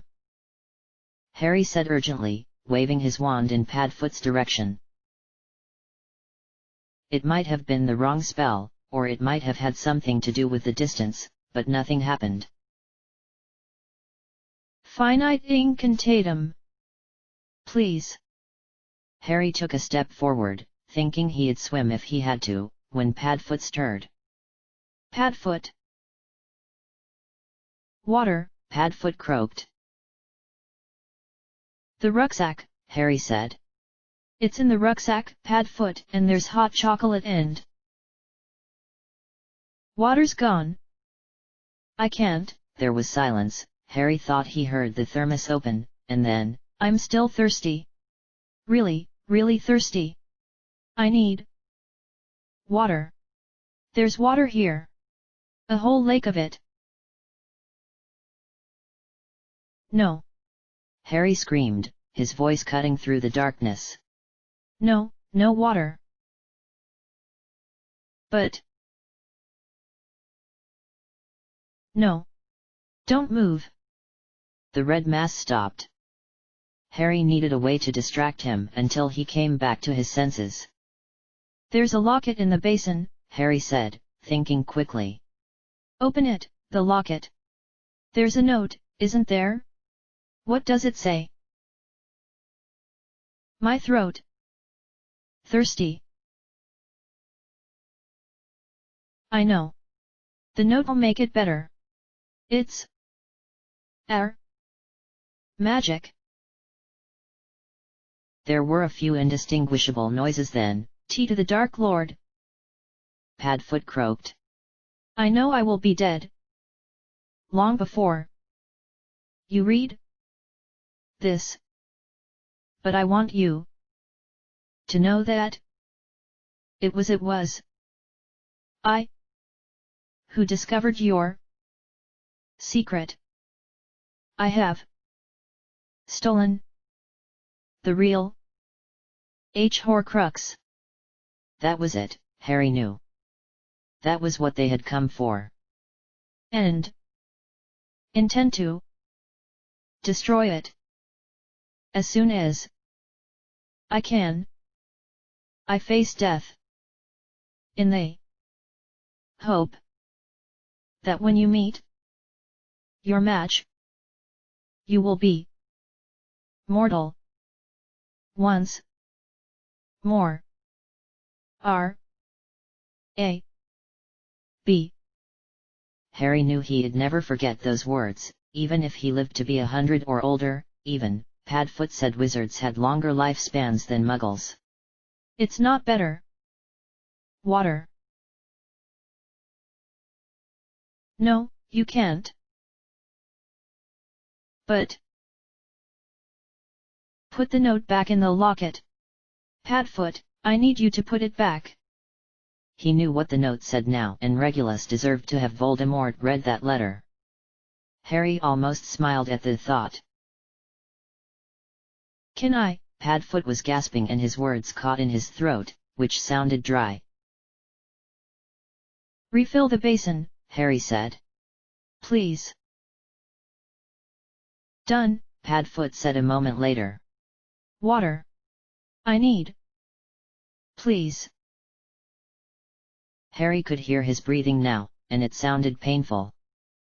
There was a flash of red and Padfoot's magic surged and then almost faded, but for a small, bright red core. He had transformed. Harry could hear him panting, hear his claws on the stone. Sit. He called desperately as Padfoot trotted toward the water. Stay where you are. No. It was too late, though. Padfoot had stuck his nose in the water and was lapping up as much as he could. Padfoot, no! Harry shouted, but the Inferi were already moving. One grabbed the dog around the neck. Padfoot snapped at it and chased it back into the water with a weak growl. More were flocking to the island, though, the closest ones to Harry were now 30 yards away. The entire lake's surface was rippling. Unbidden, Harry's mind flashed back to something he had read in When the Dead Walk. Inferi often attacked the greatest threat first. At the moment, that was Padfoot. The bear-like dog was snapping at another one, but that could be changed. Don't do anything stupid, Padfoot had said earlier. Yeah, well, you didn't exactly listen when I told you not to drink, Harry thought, frowning. He summoned his courage, grabbed a firework and bellowed, "Incendio!" before tossing it into the air. It exploded a moment later in a shower of blue sparks above his head. He grabbed another firework and after lighting it, tossed it as far as he could toward the middle of the lake. Bang! Green and red lights sizzled and popped and then hissed when they hit the water. Several of the Inferi were now drifting his way. But not enough, he thought, grimly. He took a deep breath and then stepped forward and stuck the tip of his trainer into the edge of the lake. A few more of the eerie shapes were headed for him now. Harry took another deep breath, and ran out into the lake, planning to go until he was knee-deep. He skidded on a submerged rock and floundered in the water before he managed to find his feet again and sprinted back to the shore before anything could catch him. Almost every Inferius in the lake was headed for him now. Padfoot was still fighting as a dog and he was having no trouble at all. It was Harry who needed to be worried, now, and he was. Fear threatened to overwhelm him, but they had studied for this. They had practiced. Fire, he thought. They hate fire. And light. And Nox, he whispered, through chattering teeth. His wand light went out, though he could still see everything. The Inferi, really, were all that mattered, perfectly clearly with his magic vision. Lumos Maxima, he said a moment later as the first few got close enough to be a threat. The white, waterlogged hands that had been reaching for him recoiled and their owners shrieked as white light bloomed out of his wand tip. Harry quickly lit another firework and tossed it out in front of him while the creatures were distracted. It exploded and probably would have done him considerable damage if it weren't for Padfoot's fire-freezing charm. As it was, he was knocked off his feet. He scrambled back up and had a quick glance at the island. Padfoot was back in human form, stuffing things into the rucksack, and every few seconds he'd blast an Inferius off the island and back into the water. Harry lit another firework and tossed it toward the edge of the lake. The firecracker burst in a shower of multicolored sparks, making more of the creatures shriek. Still, more were coming, far, far too many, and Harry was beginning to think that thinking he could handle them was not only optimistic but downright impossible. Ventus! He shouted and sent two whizzing away. He could see several massing in one spot, so he used another wind charm to send a firework in their direction. Incendio Pila! He heard Padfoot shout. A moment later, a huge fireball exploded in front of Harry. The entire container of fireworks exploded and Harry was knocked over again.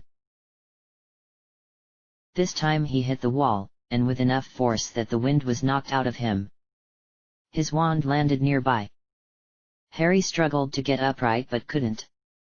He did manage to wrap his fingers around his wand. Incendio! He gasped, pointing at the nearest Inferius.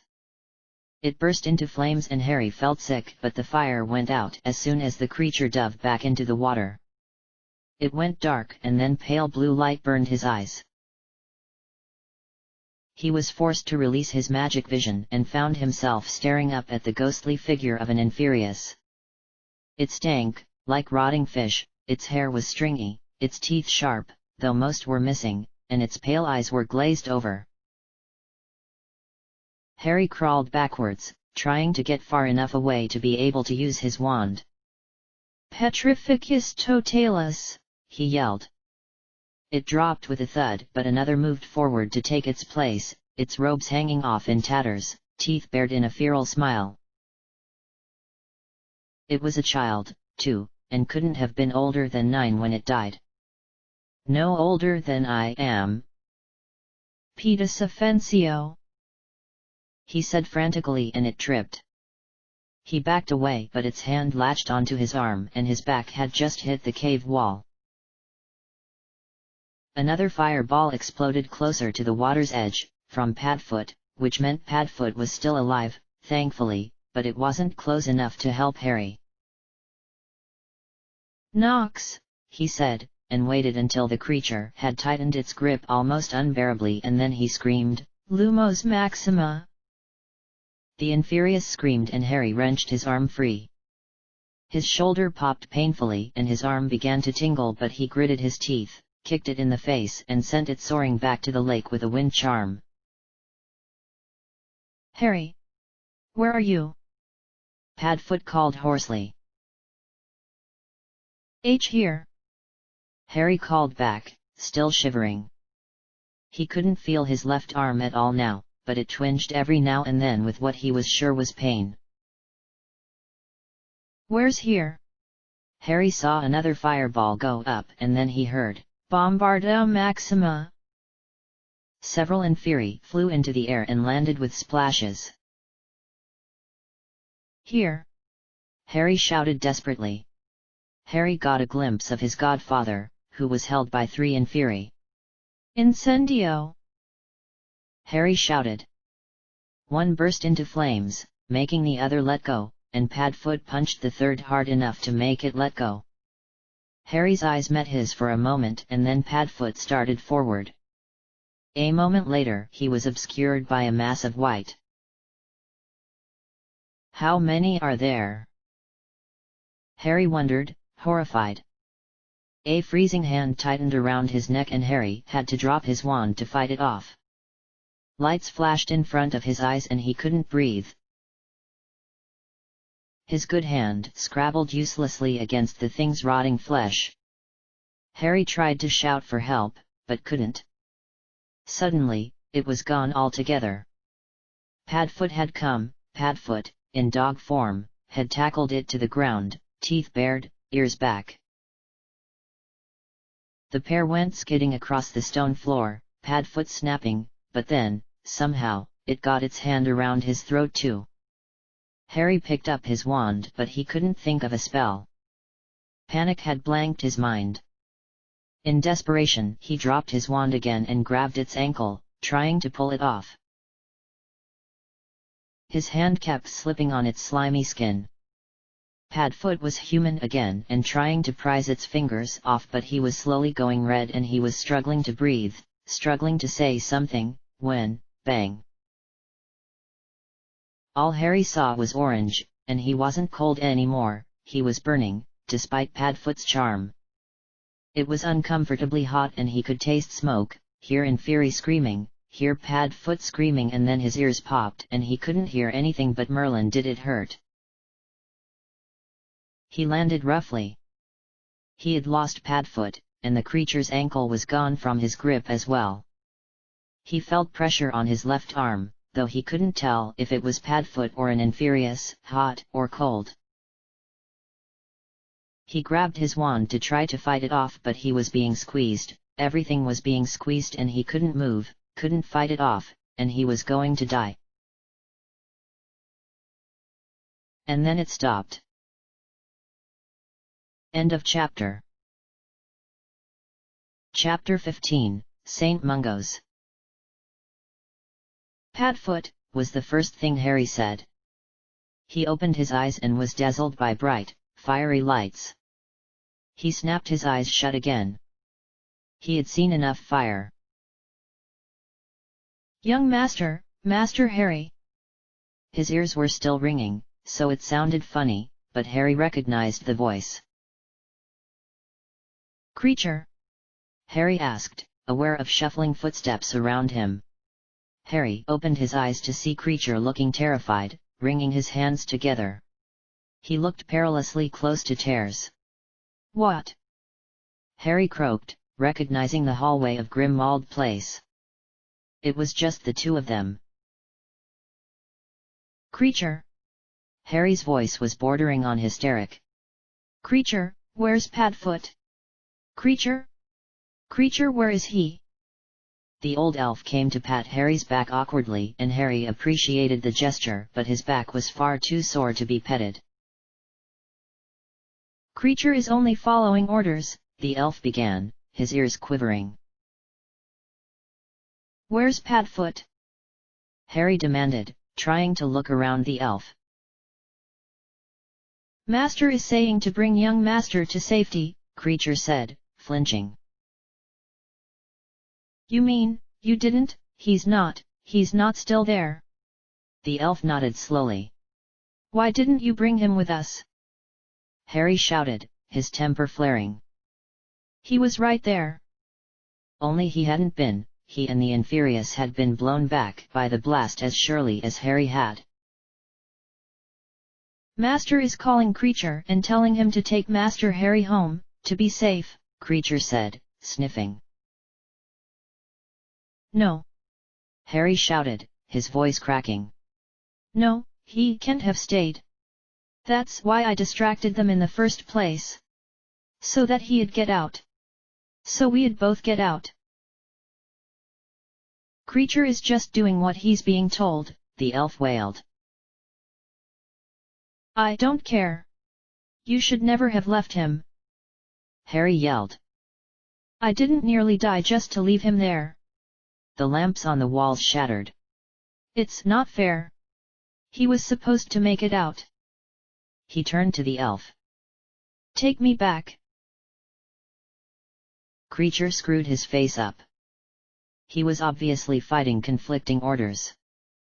Finally, his face relaxed. Master is saying to be keeping Master Harry safe. I don't give a damn. Take me back. Please. Harry added desperately.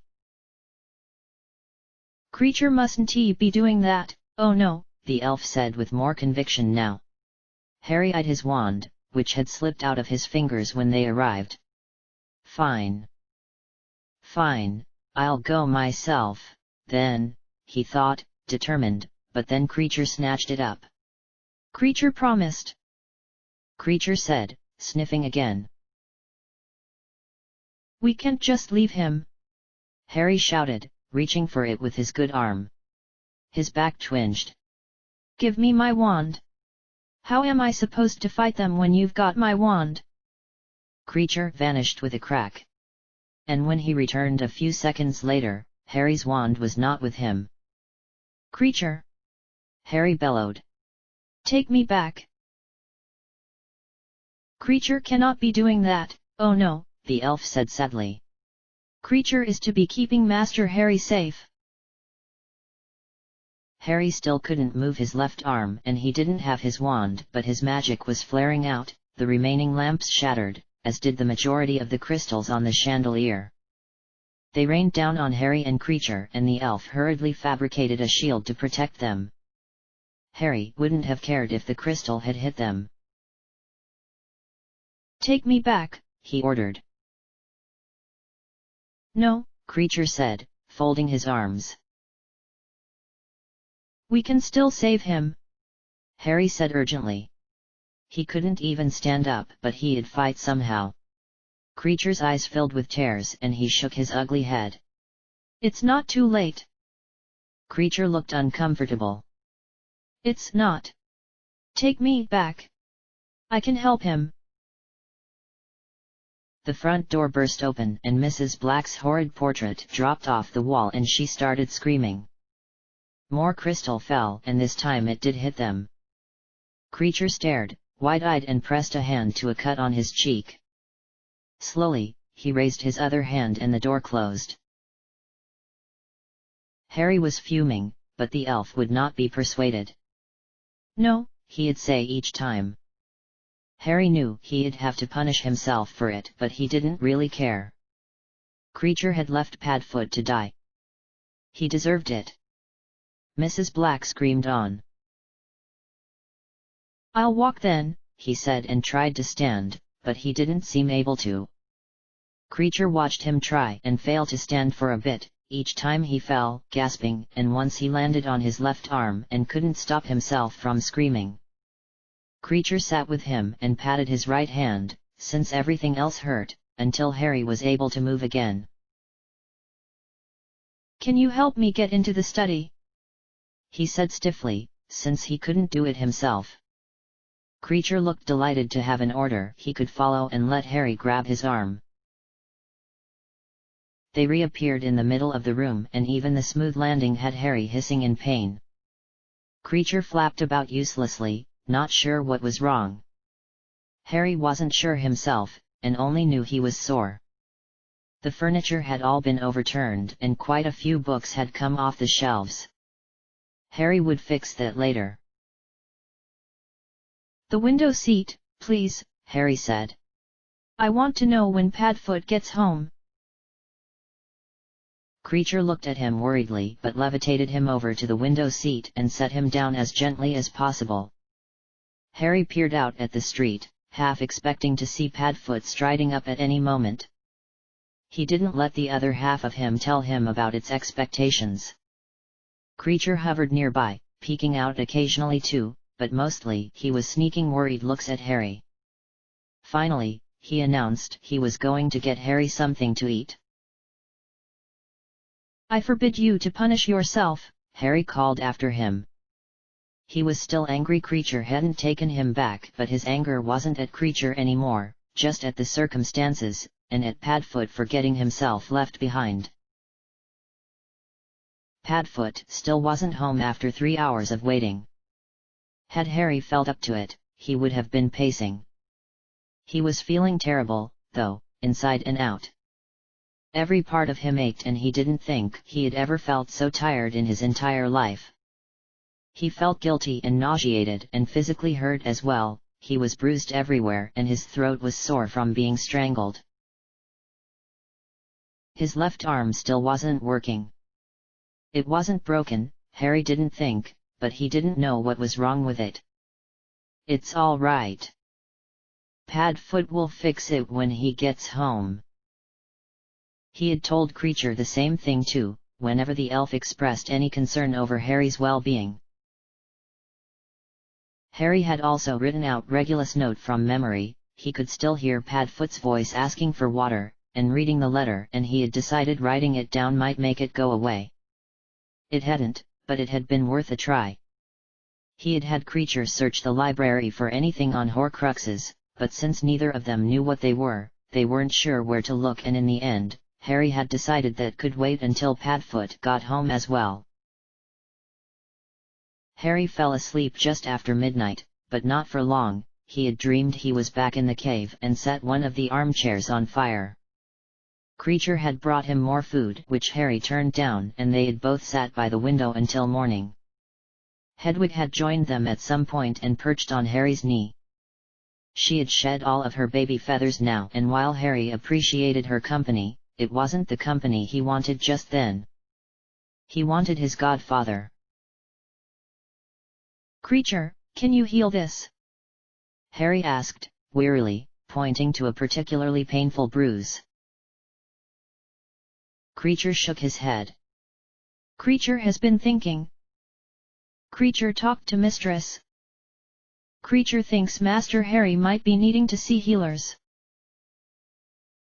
"No," Harry said stubbornly. "It's fine. Padfoot can heal me when he gets home." Creature patted his knee, the one Hedwig wasn't resting on, and wandered out. By mid-morning, Harry was starting to think he might need healing. He could walk again, but his back was stiff and bruised, and his arm was starting to ache in a way Harry was fairly sure wasn't healthy. He called Creature back and asked him to retrieve the letter to Remus from Padfoot's bedroom. As he had hoped, there was an address on it. "Outskirts of Pease Lake," Padfoot had written. "Small cottage at the edge of Hurtwood Forest." Harry decided to leave the letter behind. Padfoot would be back, so there was no need to transfer Harry into anyone else's care. He didn't bother taking anything with him. Chances were it would be confiscated before it had a chance to be useful, and so just after lunch, Harry hobbled out of the study and into the hallway, where Creature was repairing the chandelier. "Creature," Harry said quietly. Creature wandered over. "Can you take me to Remus Lupin's cottage at the edge of Hurtwood Forest? It's on the outskirts of Pease Lake. Drop me and come home." Creature nodded. "Wait for Padfoot, tell him where I've gone as soon as he gets home." Harry's voice wavered. "All right." Creature offered Harry his arm.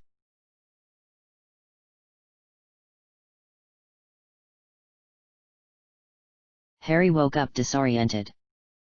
He was somewhere white, but his last memory was of Remus Lupin's doorstep. "What?"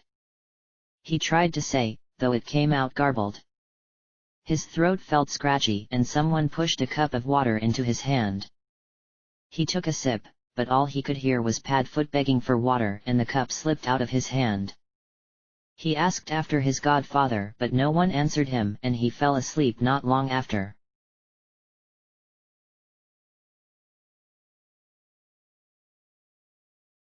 The next time he opened his eyes it was to see who was fighting. He had yet to work out where he was, but there was a door, and through it he could see two men arguing. One was a tall man with sandy hair. Harry thought he resembled what he remembered of Remus but couldn't be sure, while the other was equally tall with platinum blonde hair and a haughty expression. "Excuse me," Harry said quietly. The sandy-haired man, it was indeed Remus, spun quickly. The other man grabbed his arm, but Remus pushed him off. "If you'll excuse me, Lucius," Remus said coolly. "He's only allowed one visitor at a time," the blonde, Lucius, said. "Yes," Remus agreed. "And that would be me." "You work for me," Lucius snapped. "To find Harry. And I've done that. He's right there." Remus closed the door in Lucius' face. "How do you feel?" Remus asked kindly, sitting down beside Harry's bed. "Tired," Harry said, yawning. Now that things were quiet again, he thought he could go back to sleep. "It's nice to finally meet you, though, sir." "Remus is fine, thank you, Harry." "Nice to meet you anyway." He held out a limp hand, which Remus shook gently. What happened? Harry asked, staring at the older wizard's hand. His question came out garbled, but Remus understood. He flushed and shook his sleeve forward a few inches to cover the worst of the scarring. Now that Harry looked, there were scars on his face, too. Like mine, Harry thought sleepily, though there wasn't any particular shape to Remus, he had far more, and his were better healed. Harry's scar still looked fresh, even after almost 8 years. An incident when I was younger, he said finally. Nothing you need to be worried about. Okay, Harry murmured and yawned again. Why am I so tired? Healing potions tend to take a lot out of you, Remus said, with a slight smile. And the younger you are, the worse it is, I'm afraid. I'm not young, Harry murmured sleepily. I'm 9. I know, Remus said. But... Harry didn't hear the rest, but that was when the dreams of the cave started.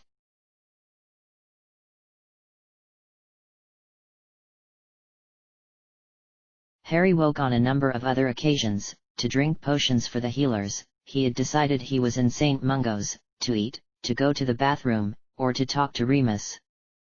To begin with, the conversations were short and fairly awkward. Remus had wanted to know why, in his sleep, he shouted, "Fire, they hate fire," a statement that was usually followed by Harry's accidental magic flaring and something catching fire, and "take me back.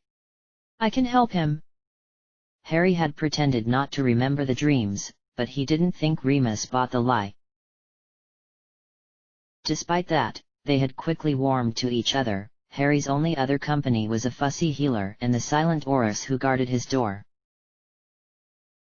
Lucius, the man Remus had fought with, had visited once, but Harry hadn't liked him. His cold demeanor and colder eyes were rather off-putting, and had pretended to fall asleep. Lucius had stopped talking and left not long after. Harry had had other visitors while he slept. 2 he had been disappointed to miss, Dumbledore, for obvious reasons, and also one of Remus' friends, who had come by with a change of robes. Harry would have liked to meet one of the friends of his parents' old friend. 2 he had been relieved to have slept through, one from a horde of reporters from various publications. Remus told him they had been terribly upset to find him asleep, and one from a ministry woman from the Department of Management and Control of Magical Children.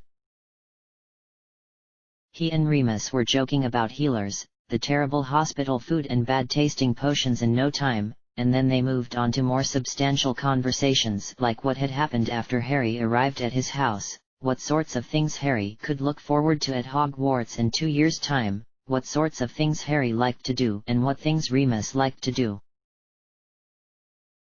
They never spoke about Padfoot, or Harry's life after leaving the Dursleys, and Harry got the idea that Remus had been told not to talk about it, rather than made the decision on his own. He had just about swallowed his tongue when Harry asked him if Padfoot had been in the papers. "No," Remus replied quickly. His brown eyes darted to the door and then back to Harry. "No one's heard anything." Harry wasn't sure if that was good or bad. Given the last time he had seen his godfather, he was trying to fight off several in fury. He's safe. He has to be. But then why hasn't he tried to visit, or sent Creature with a message? An annoying little voice in the back of his head asked. What if he's not all right? "How are you feeling?"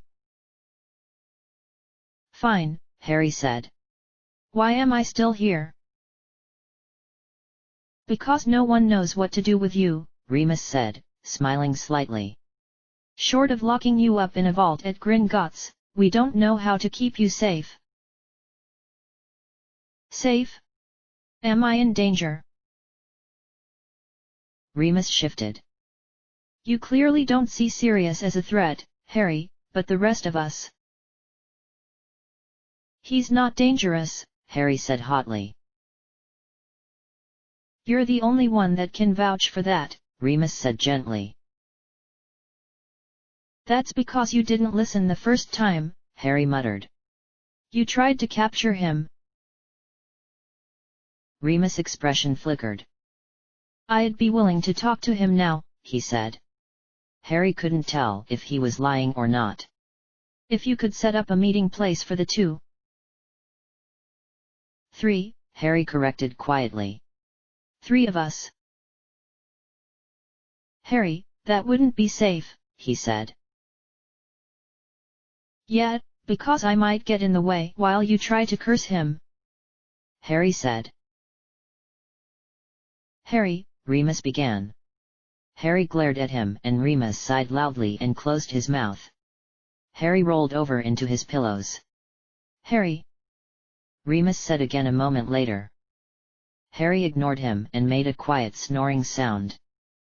I know you're awake, Remus told him, but Harry ignored him. Remus. The speaker was behind Harry, and though he didn't turn around to see who it was, he was curious about the owner of the deep, calm voice. Sir, Remus said. He's asleep. He was pretending to begin with, but I think he might be now. Then again, maybe not, he usually chatters. A lot like James, really. The other man let out a quiet sigh. I'd hoped to speak with him before tomorrow. Tomorrow? Harry wondered, his breath catching. He remembered to let out a snore, just in case Remus was paying attention. Should I wake him up? Remus asked. No, let him sleep for now. If you could fetch me once he's awake, though. Of course. Harry made another snoring sound. Has he said anything? Not really. Something about Sirius being a wonderful godfather. He saw right through my offer to meet up with him. It was strange, though, sir, because he said something about getting in the way if I tried to curse him. Words and actions are 2 very different things, Remus. I know, sir, but when I found them in London it was similar. Harry was trying to protect Sirius, not get away from him. The other man made a thoughtful sound. It's just strange. They were both quiet. Harry snored, and then Remus said, Sir, do you think it's possible we might be missing something? Children are perceptive. If there was a time where you 2 would have stepped between Sirius and a curse, the man said gently. And a child is far easier to lie to than a friend of 10 years.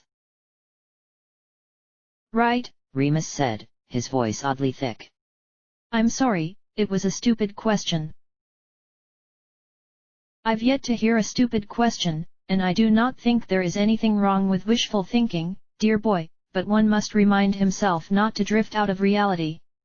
There was a sigh, but Harry couldn't tell who it had come from.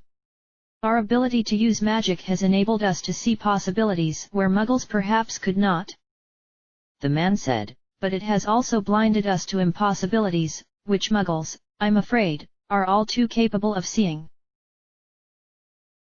The other man left shortly after. Harry heard him exchange a few polite words with the Aurors outside, but Remus stayed behind.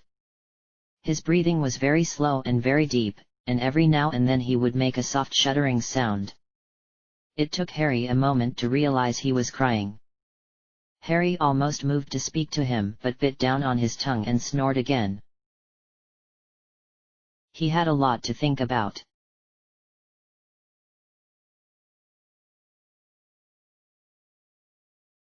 Harry gasped and opened his eyes. The cave faded into his hospital room.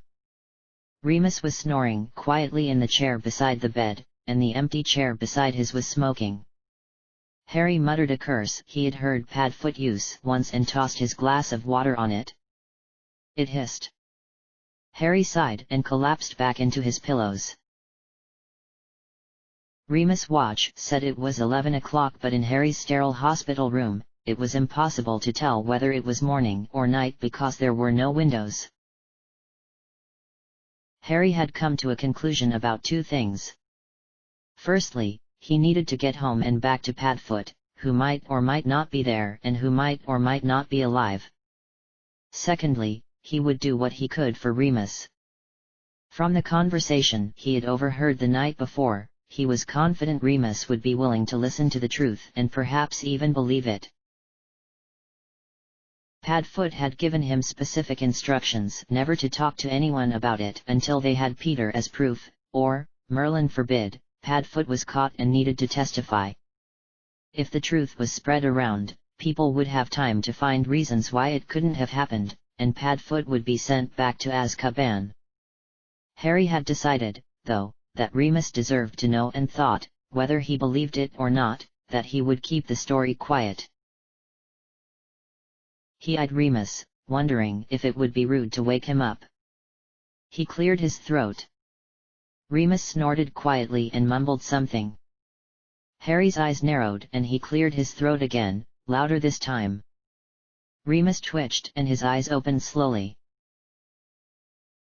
"I must have dozed off," he said, smoothing his crease. It occurred to Harry that Remus had been wearing those same robes for 3 days now, and the ones he had been wearing before that had been the ones he had been in when Harry arrived on his doorstep.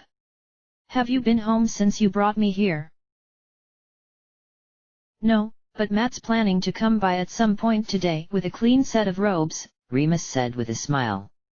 His smile faded and was replaced by a more intense look. "I don't think I've told you, but did you know you have your mother's eyes?"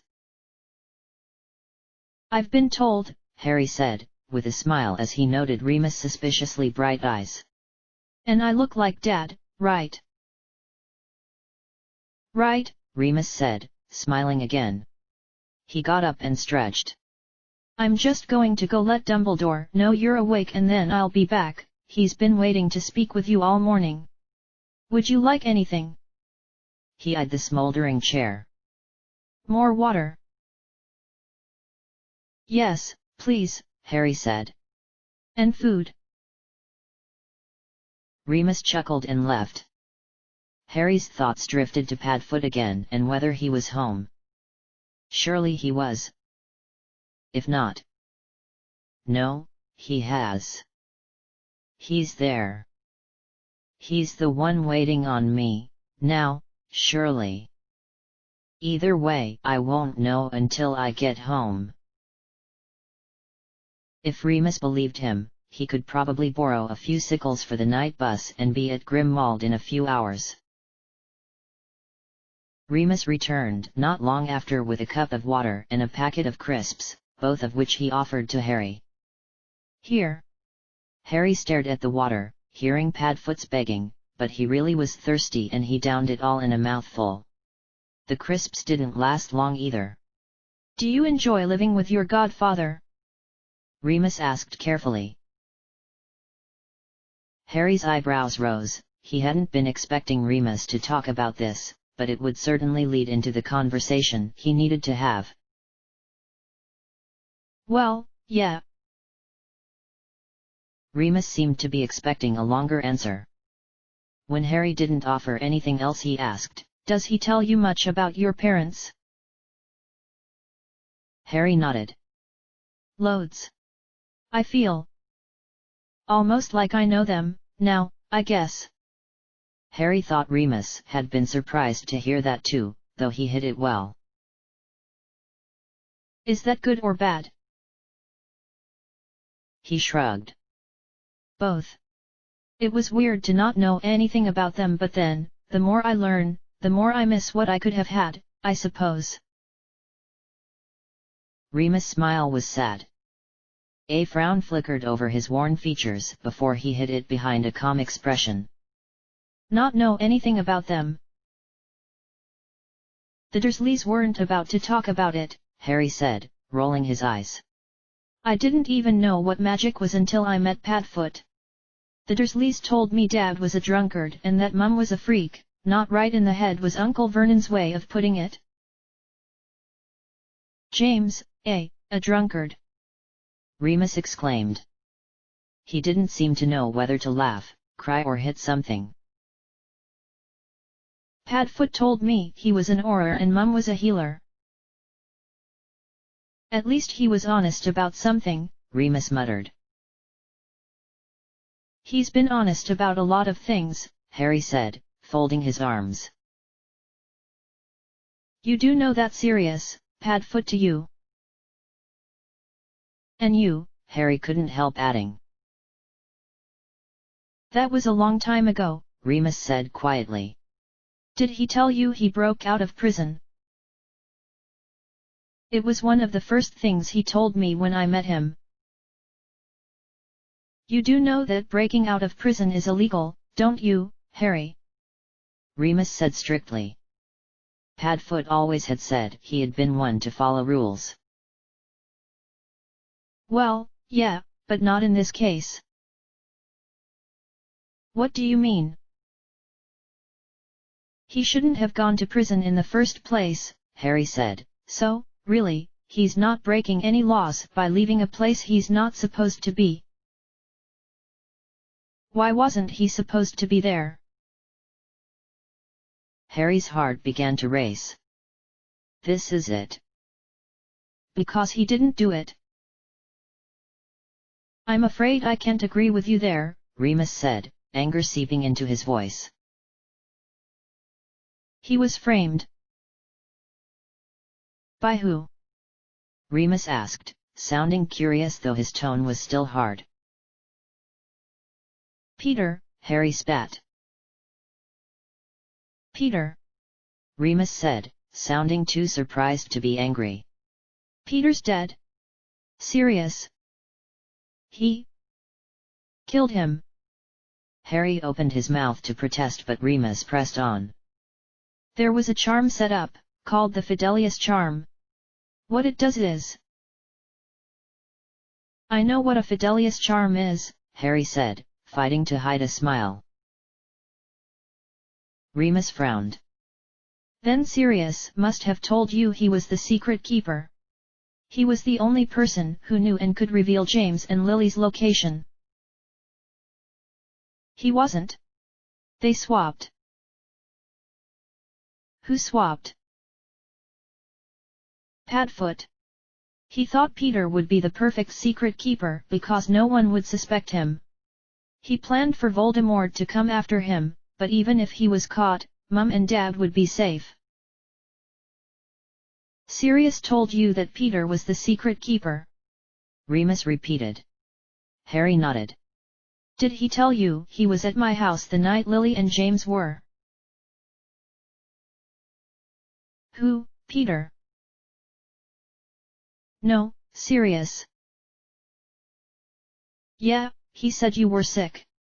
Remus' eyebrows disappeared into his hairline. Harry ignored this. "He left because he had a bad feeling about Peter and wanted to see that everything was okay." "And it wasn't?" "Peter's dead, though," Remus said. "He isn't." "Peter wasn't a spy. He wasn't brave enough." "Yeah, so no one would suspect him." "Sirius was the secret keeper," Remus said. "Everyone knew. It was always going to be him." "Which is why he swapped," Harry said. "I mean, it's a bit pointless if everyone knows, isn't it?" "Peter's dead," Remus repeated, looking quite flustered. "Sirius is guilty." "Remus." There was an old, bearded man standing in the doorway of Harry's room. "Are you feeling well?" "I think I need some fresh air," Remus said, getting up. Harry couldn't blame him. Padfoot always said his life had ended that Halloween night and Harry was fairly sure Remus had too. Talking about it couldn't be any easier for Remus than it was for Padfoot. "Moony," Harry called as he left. Remus stiffened and turned. Harry looked suspiciously at the old man, not yet sure whether he could trust him or not. "He's not dead." You just think he is because it wasn't Peter who got away. Harry, I'm afraid I don't know what you mean, Remus said, looking tired. It was Wormtail, Harry said significantly. Wormtail, Remus repeated. as in Wormtail. Harry glanced at the old man again. He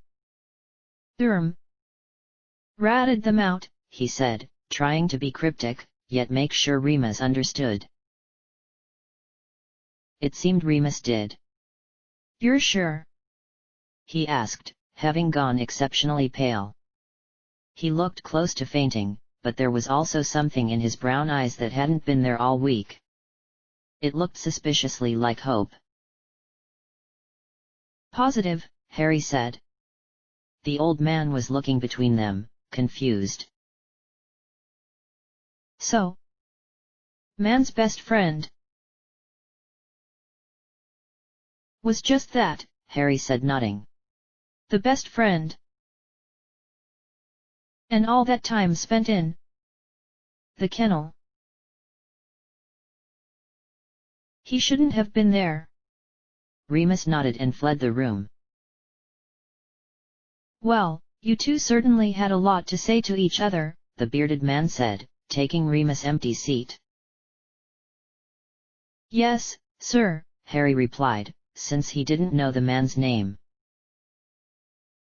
He's been keeping you company, I believe. Suddenly, Harry recognized the voice. This was the man who had come to talk to Remus while Harry had pretended to sleep. Yes, sir. Why is it you went to his home last week, Harry? The man asked, leaning forward. His blue eyes seemed to see through Harry. He was a friend of my parents', Harry said uneasily.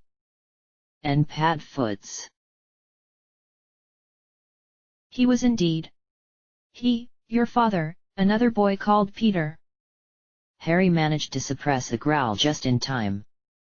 And Sirius Black were thick as thieves, to coin a Muggle phrase. You knew them too? Harry asked, interested. It seems everyone in the wizarding world knew my parents. I did. I was the headmaster at the school they attended. You're Dumbledore, Harry said. I am indeed, Dumbledore said, his blue eyes twinkling. It seemed hard to believe that this cheerful, grandfatherly man could be the same one Padfoot had always talked about with reverence. That he was the only man Voldemort had ever feared. The old man sighed. I must admit, I was hoping to meet you under better circumstances. I wasn't planning to meet you for a few years, yet, Harry said, a little apologetically. And yet here we are. Odd how these things happen, isn't it? Dumbledore said pleasantly. Two women and a man appeared in the doorway. The man was short and round, with rumpled grey hair and a lime green bowler hat. He was wearing the oddest assortment of clothing Harry had ever seen, a pinstripe suit, scarlet tie, a long blue traveling cloak and bright purple boots. One of the witches accompanying him looked equally strange. She was a short, squat witch who looked rather like a toad, and must have been in her early 30s, but she was dressed like a 6-year-old girl, with a pink bow in her curly hair and a matching dress and cardigan ensemble.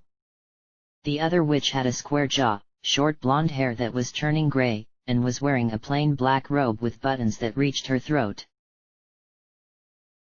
Oh my, said the square-jawed witch when she spied Harry. The look of shock and sadness she wore softened her tough expression immediately. He looks so much like James. Harry was beginning to think his father had known everyone there was to know. The witch shook herself. Sorry. My name is Amelia Bones, Mr. Potter. I'm from the Department of Magical Law Enforcement.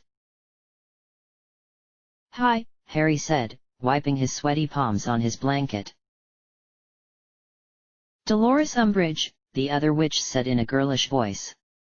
Department of Management and Control of Magical Children, and Junior Undersecretary to the Minister for Magic. Harry nodded, fairly sure it was her visit he had pretended to sleep through. Cornelius Fudge, Mr. Potter, said the wizard, puffing out his chest. Minister for Magic. Nice to meet you, sir, Harry said, feeling very nervous now. We have a few questions for you, Harry, Amelia Bones said, conjuring herself a chair beside Dumbledore's.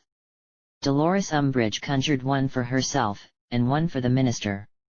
Do you need to use the bathroom or have something to eat or drink before we begin? No, I'm all right, thanks. Amelia Bones nodded and produced a blank piece of parchment, a quill, and a little pot of ink from somewhere in her robes. Very well. Now, some of this may be difficult for you to talk about, but please try to answer to the best of your ability. Answer what? Harry asked warily. Some questions we have, Bones said patiently. Please try to answer to the best of your ability. Harry swallowed. All right. End of chapter.